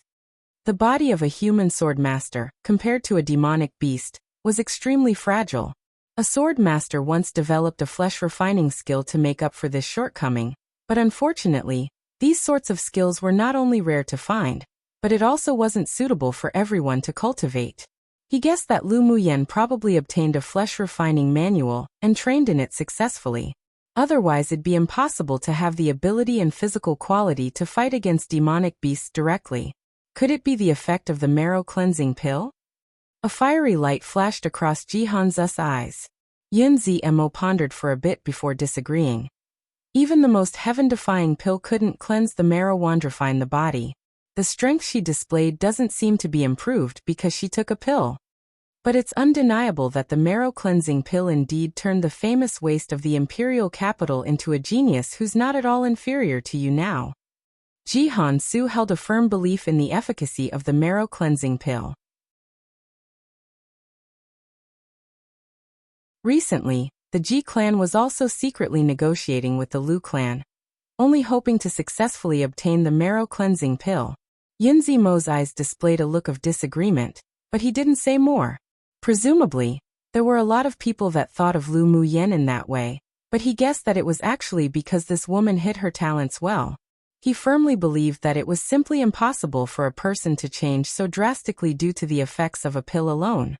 After eradicating the terminal meridian's constitution, two of the most important factors that Lu Muyen relied on to achieve what she did definitely must be her own extraordinary talents and own efforts. The jealousy in Yun Ge's eyes were inadvertently revealed, and was quickly caught by Qi Luxiang, who stood not far away. She lowered her eyes to cover up the changing emotions in her eyes and thought. This time, she'd definitely not allow Lu Muyen to return, and would help the Gu clan get rid of this huge nuisance and trouble. The fight remained one-sided. After Lu Muyen sweat to her heart's content, and her body and mind were refreshed, she arranged an elemental energy killing array to trap the Cold Vulture King. The Cold Vulture King was unwilling to reveal weakness. It was trapped, but it gathered all its demonic energy on its sharp beak, raised its head, then lowered it, pecking towards the weakest part of Lu Muyen's head. Come and read on our website Wuxia World site. Thanks. Lu Muyen's eyes grew cold. A layer of glaze-like jade color enveloped her hand. She quickly backed away a few steps, then leapt forward, and her right fist that carried boundless elemental energy was directly inserted into the area where the crystal core resided, wrenching it right out. Gah! The Cold Vulture King's eyes bulged, and its breath stopped abruptly in its last call. After putting away the Cold Vulture King's corpse, Lu Muyen walked to Yun Lan and the other's side, and said with a smile, "Mission complete. Lu Muyen, you little monster. You completed your first trial mission in only 3 days." Xiao Ziong pursed his lips and said, unreconciled. Except there was a smile of admiration in his eyes. Lu Muyen raised an eyebrow, stretched out her hand and patted his shoulder. Then her eyes curved into a crescent shape as she smiled. "Brother, I've got to remind you that you've still got 7 demonic beasts left to complete the mission, but there's only 2 days left."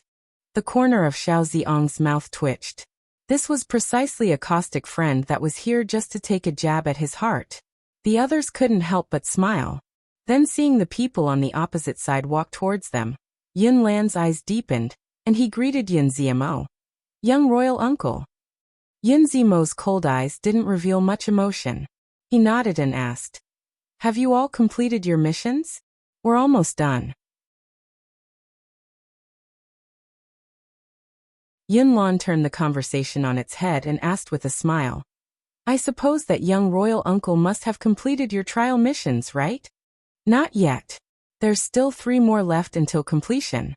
Yun Zmo answered indifferently. "I say, Yun Lan, aren't you all a bit unkind?" Ji Han-su stepped forward and with a smile as if joking said, "You guys always intercept and kill the Tier 5 demonic beasts. You should at least leave some soup for us brothers when you're eating the meat." Xiao Ziong still remembered how Ji Han-su acted against Lu Mu Bai for Yun Go earlier, so he said, "Well, who told you guys to always be slower than us? Even I haven't had any soup, So don't you guys count on having any either. Oh, isn't this alchemist Xiao? You still need to drink soup? With your identity as an alchemist, you can just beckon and call, and wouldn't there be a lot of sword masters who will come and hack through brambles and thorns and sweep a bunch of tier 5 demonic beasts for you? A young man beside Jihan Su who wore fine and splendid robes sneered, with ridicule in his voice. Xiaoxiang choked. He did indeed have some power to rally helpers back in the imperial capital because of his identity as an alchemist, but during the trial in the glacial mountain range, everyone was a child favored by the heavens. So who would help him sweep up tier 5 demonic beasts for a few pills? The anger in his heart rose steadily. The young man across from him who spoke was also his enemy in the imperial capital, so to be ridiculed like this he truly couldn't swallow the anger. Just when he was about to resolve this using force, his arm was pulled by Lu Muyen. Alchemist Xiao, this miss is willing to hack through brambles and thorns to sweep up a bunch of tier 5 demonic beasts for you. Lu Muyan's eyes curved as they carried a brightness and continued. Let alone drinking soup. Let's not even leave a single demonic beast fur for these eyesores. All right. Xiao Ziong felt the warmth from his arms.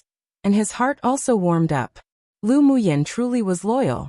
Lu Muyan, who are you saying is an eyesore? That young man who had ridiculed Xiao Ziong glared at her furiously. Lu Muyan retracted her hand on Xiao Ziong's arm, picked up a strand of hair on her shoulder to play with, then raised her eyes carelessly saying, of course it's whoever answers is the eyesore.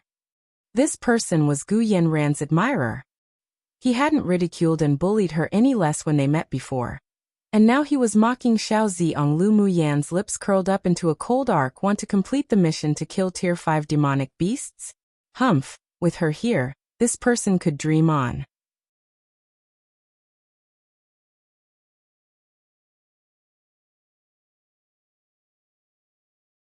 Chapter 87. Prepared to prank. Hearing Lu Muyan's arrogant words, the people around the young boy frowned unconsciously. Lu Muyan, don't think that you're amazing just because you're able to kill a tier 5 demonic beast, and you even want to not leave a single demonic beast fur for us. If you really have that ability, then show it to us. Why only talk about it? Yunge looked unhappy then mocked. Let's take a bet to see just who will lose. Lu Muyan's aunt in the imperial palace as the empress already suppressed her concubine mother, who expected that now the Lu clan's little trash's strength also suppressed her. With new grudges and old grudges, it made Yunge feel exceptional disgust towards Lu Muyan. Lu Muyan chuckled and raised an eyebrow. That's what you said. Was this stupid woman really an elite raised by the imperial family? She not only wasn't astute nor subtle, but also got angry immediately when provoked. Lu Muyan couldn't help but cast a sympathetic glance at Jihan Su. With such a pig teammate one as his betrothed, Jihan's entire life would definitely never be boring. In fact, she didn't know that Yunge's concubine mother was given the cold shoulder by Yun Tianchun because she once acted arrogantly towards the empress and didn't give her any face, relying on the fact that she was highly favored by the emperor.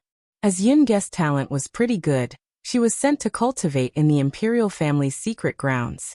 Plus, she was the princess of the imperial family, so many people were willing to sell her some favors, and from a young age, she was also very distant from the complexities of the imperial palace and hadn't interacted with a lot of secrets.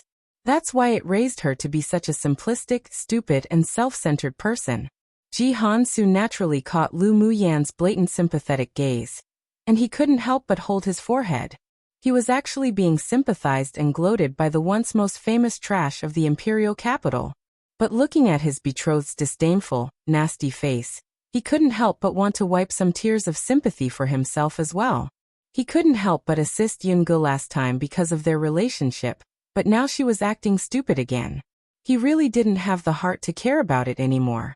After returning, he must properly mention it to the superiors of the clan. It was best to annul this engagement. Lu Muyan, who can't talk big.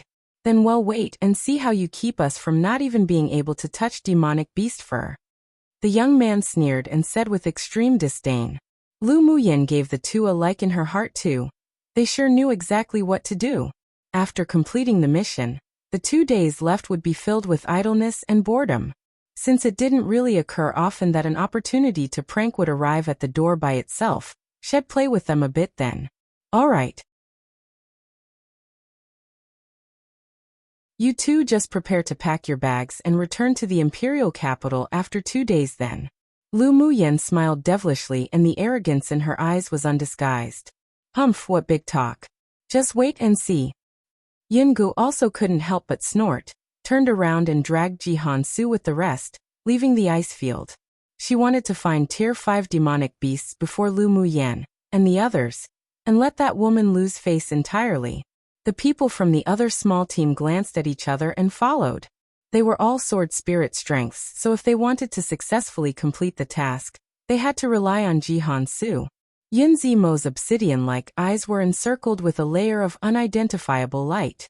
He took a deep look at Lu Muyen, addressed Yun Lan, then turned to leave. However, his route was the opposite of Yun Ge's group. He had a feeling that if he followed Yun Ge, his mission would be difficult to complete. After all the people who had intruded left, worry rose in Xiao Ziong's eyes. Lu Muyen, even if you want to help me retaliate against them, you didn't need to boast so wildly, right? If you let them kill a Tier 5 demonic beast, then we'd both lose our faces terribly. Although he said this, he didn't have any intent on blaming her. On the contrary, there was an unprecedented excitement in his heart, as if he was going to do something amazingly terribly bad with Lu Muyen. He didn't know why, but when it came to Lu Muyen's words, he actually felt a sense of unquestioning belief. He really was spending a bit too much time with this violent woman. Come and read on our website Wuxia World site. Thanks. Lu Muyen looked at him askance as if he were an idiot.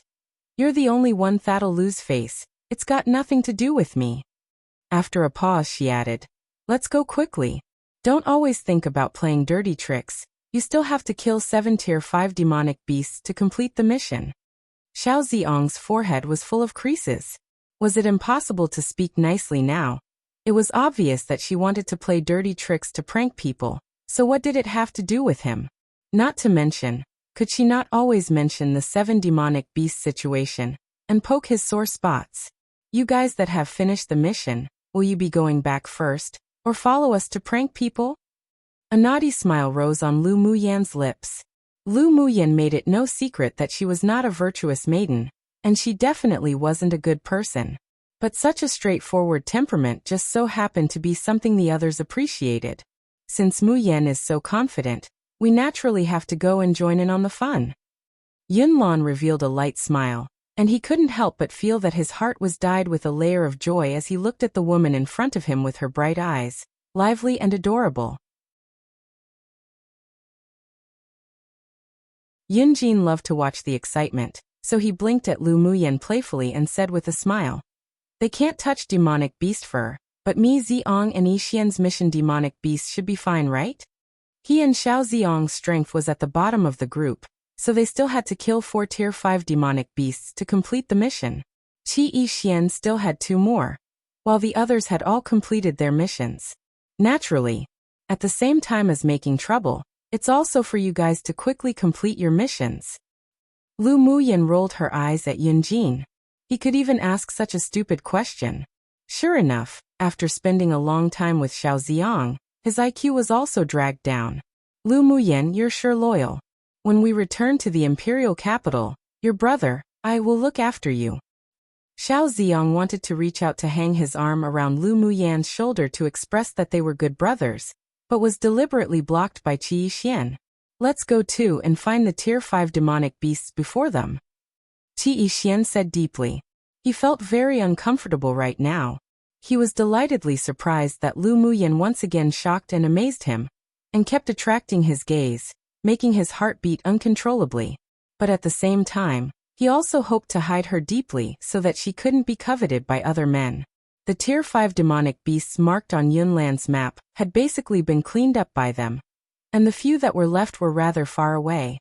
Xiao Ziong couldn't help but ask again while walking, how do we find Tier 5 demonic beasts without a map?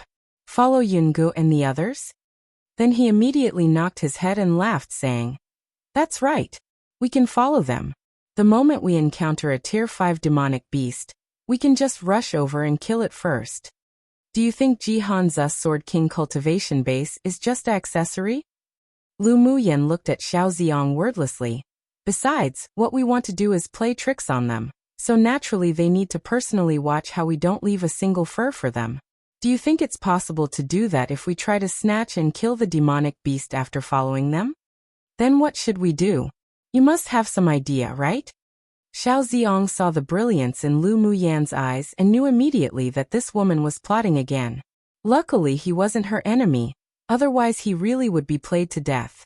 Lu Muyan raised an eyebrow and smiled in a dominating manner. That's only natural. Not only do I want them to be eliminated in the first mission, but I also want them to personally witness how we put all the mission items into our own pockets. Seeing her confident, gorgeous smile, all of them unanimously lit a candle 3 in their hearts for those who offended Lu Muyan.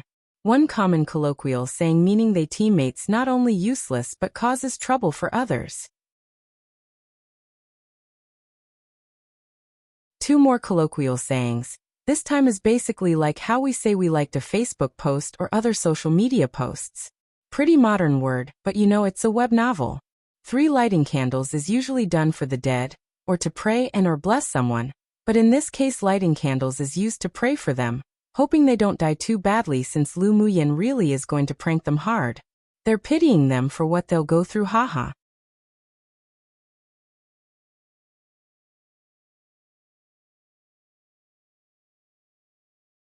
Chapter 88.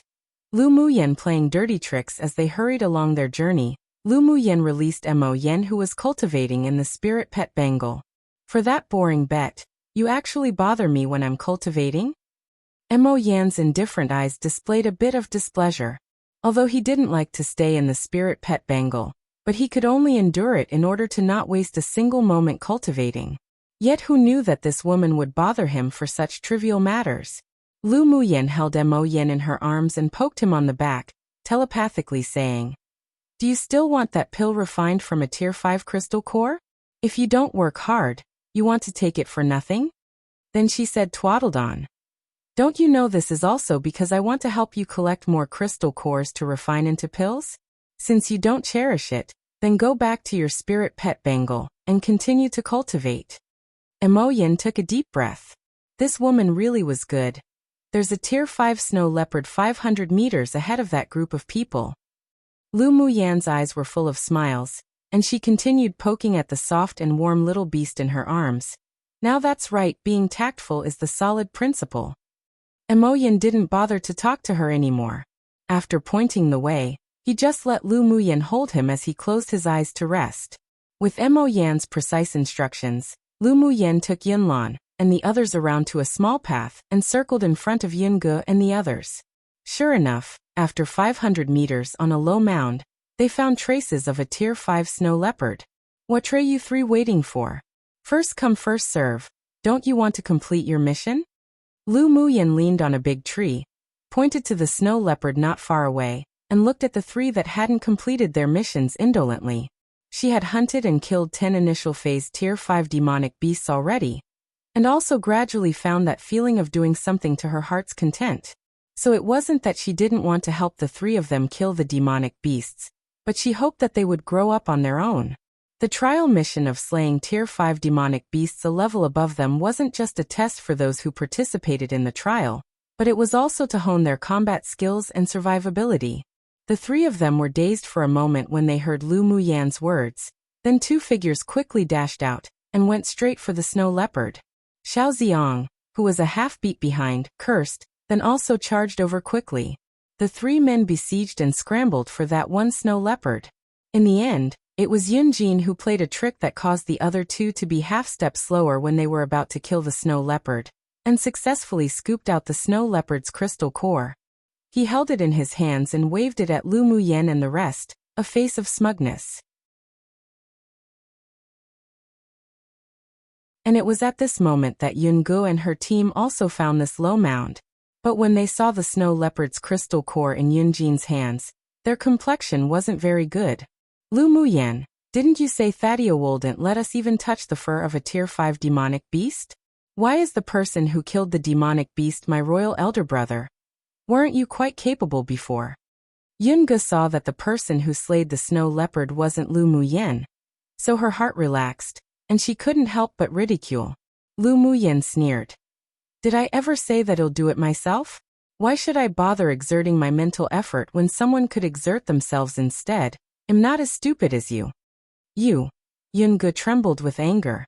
Lu Muyen, that bitch, actually dared say she was stupid. It was truly unforgivable. Except, she only got to say one word, and was stopped by Jihan Su behind her, whose brows were furrowed. Lu Muyen did only say that she wouldn't even allow them to touch a demonic beast, but she didn't say that she would do it herself. What's the use of arguing about these things now? He became more and more angry with Yunge within. Enough. Now isn't the time to argue. Let's hurry up and find the next Tier 5 demonic beast. No one in the two teams had completed their first trial mission yet. If they followed this trend, they could really be eliminated. Jihan Su intensely regretted why he would team up with Yunge. The worries in Jihan Su's heart, Yunge naturally thought of too. She sure didn't want to be eliminated in the first round of the trial mission. So she could only glare at Lu Muyen unwillingly and say ruthlessly, Lu Muyen, just you wait. Come and read on our website Wuxia World site. Thanks, I await your esteemed self one anytime. Lu Muyen chuckled nonchalantly. A character like Yunge couldn't even compare to Gu Yanran. She really didn't pay attention to her. And she didn't have time to play with her even more. If she wanted to cause trouble, then she'll just accompany her whenever necessary. The young man also glared at Lu Muyen. Trash, just you want and see. Hearing the word trash, Lu Muyen's pretty eyes narrowed. In the following 2 days, a similar scenario was acted out in the boundary of the outer ring, an inner ring in the glacial mountain range time and again. Just when the trial students of the two teams found a trail of their target Tier 5 demonic beast, Lu Muyen and her group would always be ahead of them one step, not more nor less, and every time the groups arrived, the demonic beast would always just happen to be slayed. Indeed, not a single fur was left for them. Lu Muyen, have you played enough games? Jihan Su changed from his usual cheerful laughter to an expression that carried slight grimness as he looked at the dead demonic beasts on the ground. Lu Muyen wrapped her fingers around a strand of shiny black hair, raised an eyebrow and said, Didn't your people let me do this? Of course it's not enough. Lu Muyen, those two offended you, but we haven't. Isn't it too much of you to keep robbing our target demonic beasts? The leader of the other group of students from the Empire Academy couldn't help but step forward and say. Lu Muyen tilted her head to look at Xiao Ziong and asked, Did I kill that demonic beast? No, Yunjin killed it. Xiao Ziong shook his head cooperatively. Lu Muyen shrugged to the group of people not far away and said, Did you hear that? The one who snatched your target demonic beast was Yunjin, so what's it got to do with me? Both teams were all rather angered by that careless, unscrupulous tone. It was true that she wasn't the one who killed the demonic beasts, but making the connection with the powdered drugs from before that could make demonic beasts unable to move temporarily, prepared by Lu Muyen, they all concluded that it was definitely Lu Muyen's masterpiece for them to always, coincidentally, be that one step ahead in finding a Tier 5 demonic beast. Yunjin's eyelids couldn't help but twitch, and he didn't know whether to cry or laugh. Just who was the one who ordered him to go fight before? Lu Muyen, do you really want everyone in our two teams to be eliminated? Jihan Su suppressed the anger in his chest, and calmly asked as he looked at Lu Muyen. Lu Muyen swept across Jihan Su with a look as if saying he was stupid, then said slowly, I've got no grievances against you guys. Why do I want to eliminate everyone in your two teams? I'm betting with them, not you guys. Isn't it fine if you just don't follow them? After hearing her say that, the rest also had a revelation, and they secretly blamed Yunge and the young boy. The two thought they were so amazing and wanted to gamble with Lu Muyen before, but now they were all being held back because of the two. Lu Muyen caught the looks on the people opposite, then reminded them kindly with a smile. There's only 1 day remaining in the trial. You all better hurry up. Neither of the two teams could do anything to her, and they couldn't delay any more time even more. In order to complete the trial mission, they all regrouped, then quickly went to other places to look for Tier 5 demonic beasts. Ji Han-su also left Yun-ge, who was pestering him, quickly leaving with the other two members of the imperial family. They didn't have a lot remaining to complete the mission, so there was still hope to complete it in a day.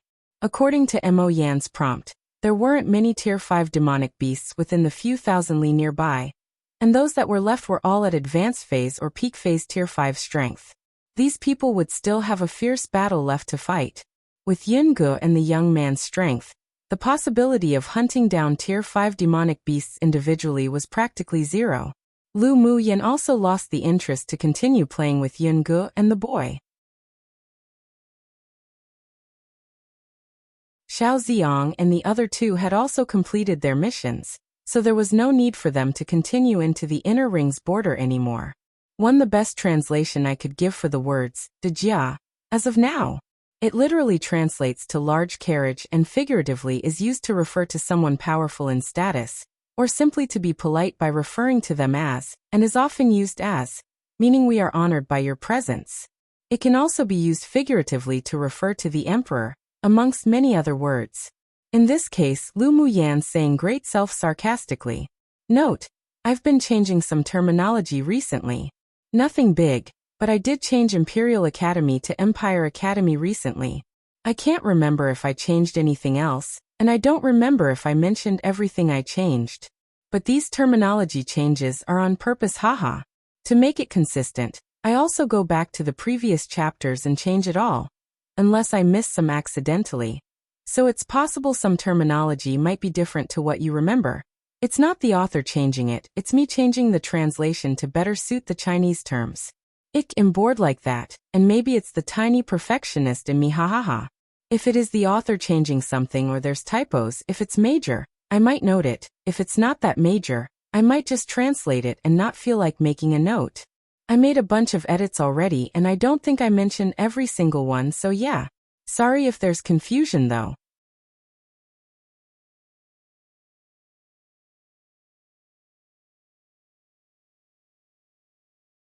Chapter 89. Second mission. The two teams just now came quickly and went quickly. Not even a cup of tea's worth of time later, only Yun-ge and that young boy were left. Lu Muyan snapped her fingers and addressed Yun-jin and the others. Let's return and hand in the mission. Xiao Ziong's eyes swept across the two people whose expressions were exceptionally ugly and asked, Muyan, we're not going to compete with them anymore? Lu Muyan glanced at him faintly. Do you think they can deal with a Tier 5 demonic beast with their strength?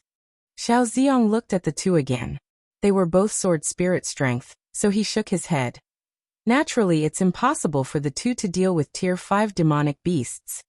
He was an advanced phase sword spirit, but when he was slaying the 10 Tier 5 demonic beasts earlier for the mission, he used items like pills, spirit treasures, talismans and the like that he had on him.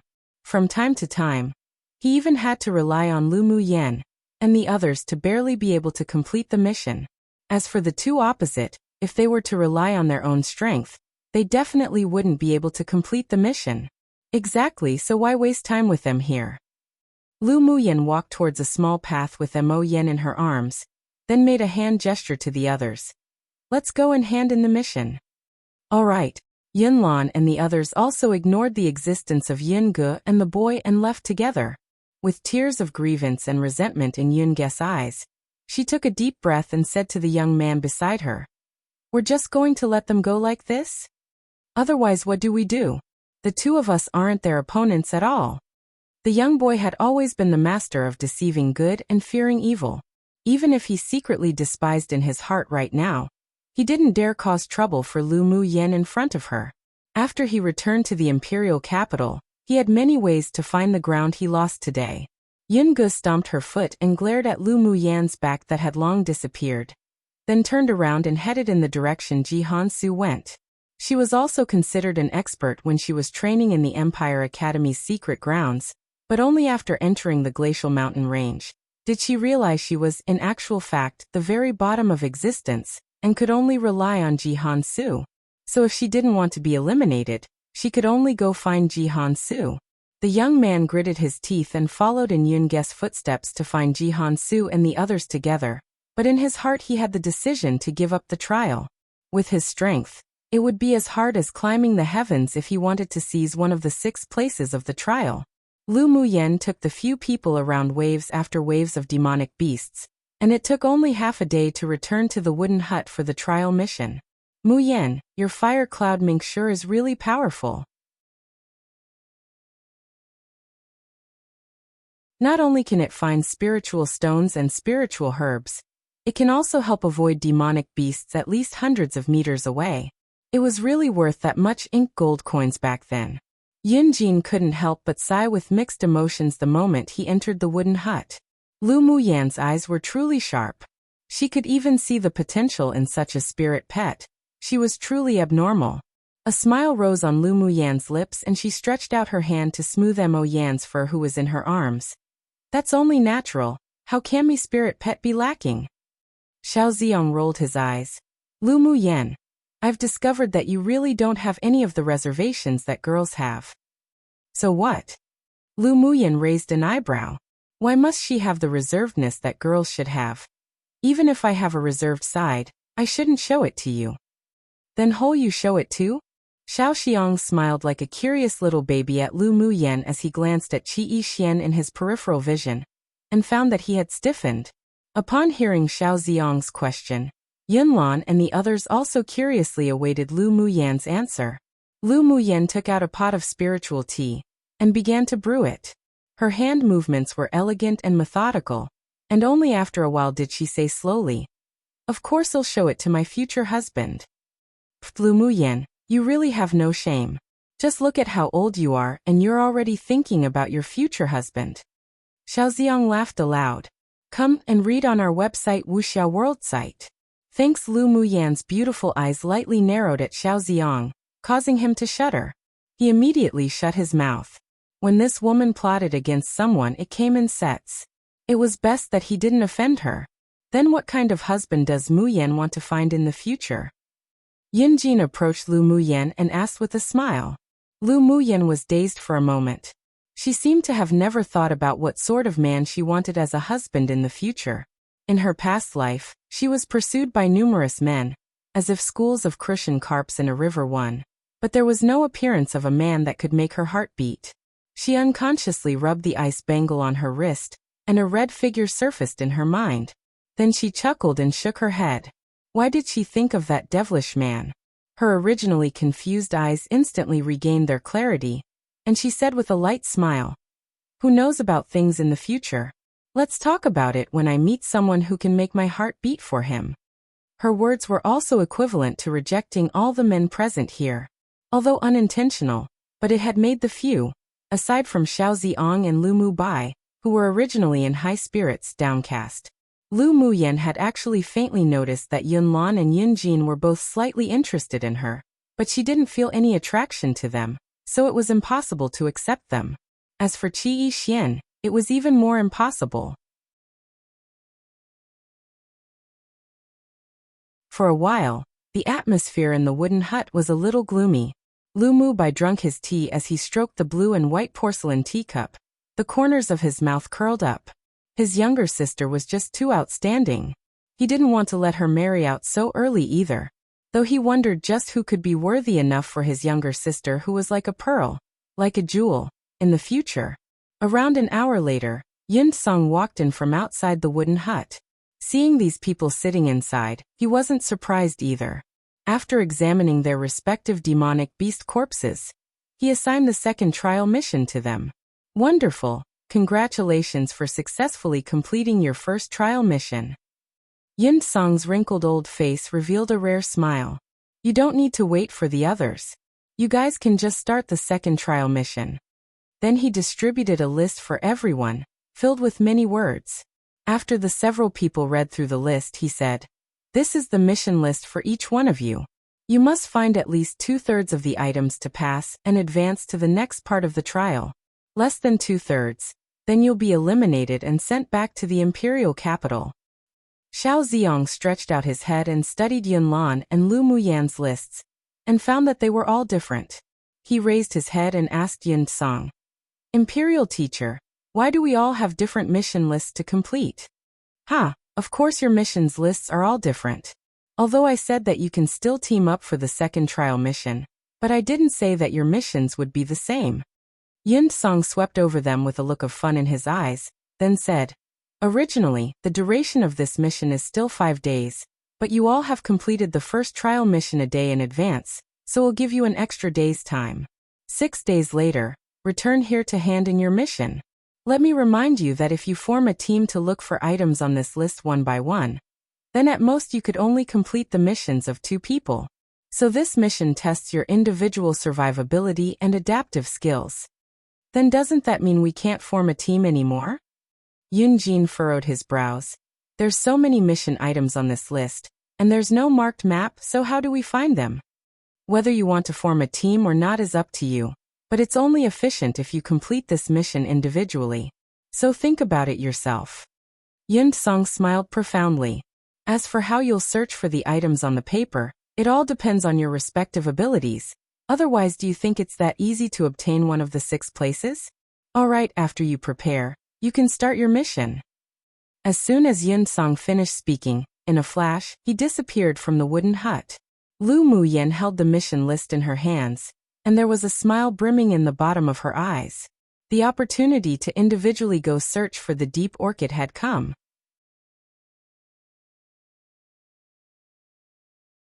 At the same time, a man who wore a silver mask and flamboyant red clothes also took 2 people into the boundary between the outer ring and inner ring of the glacial mountain range.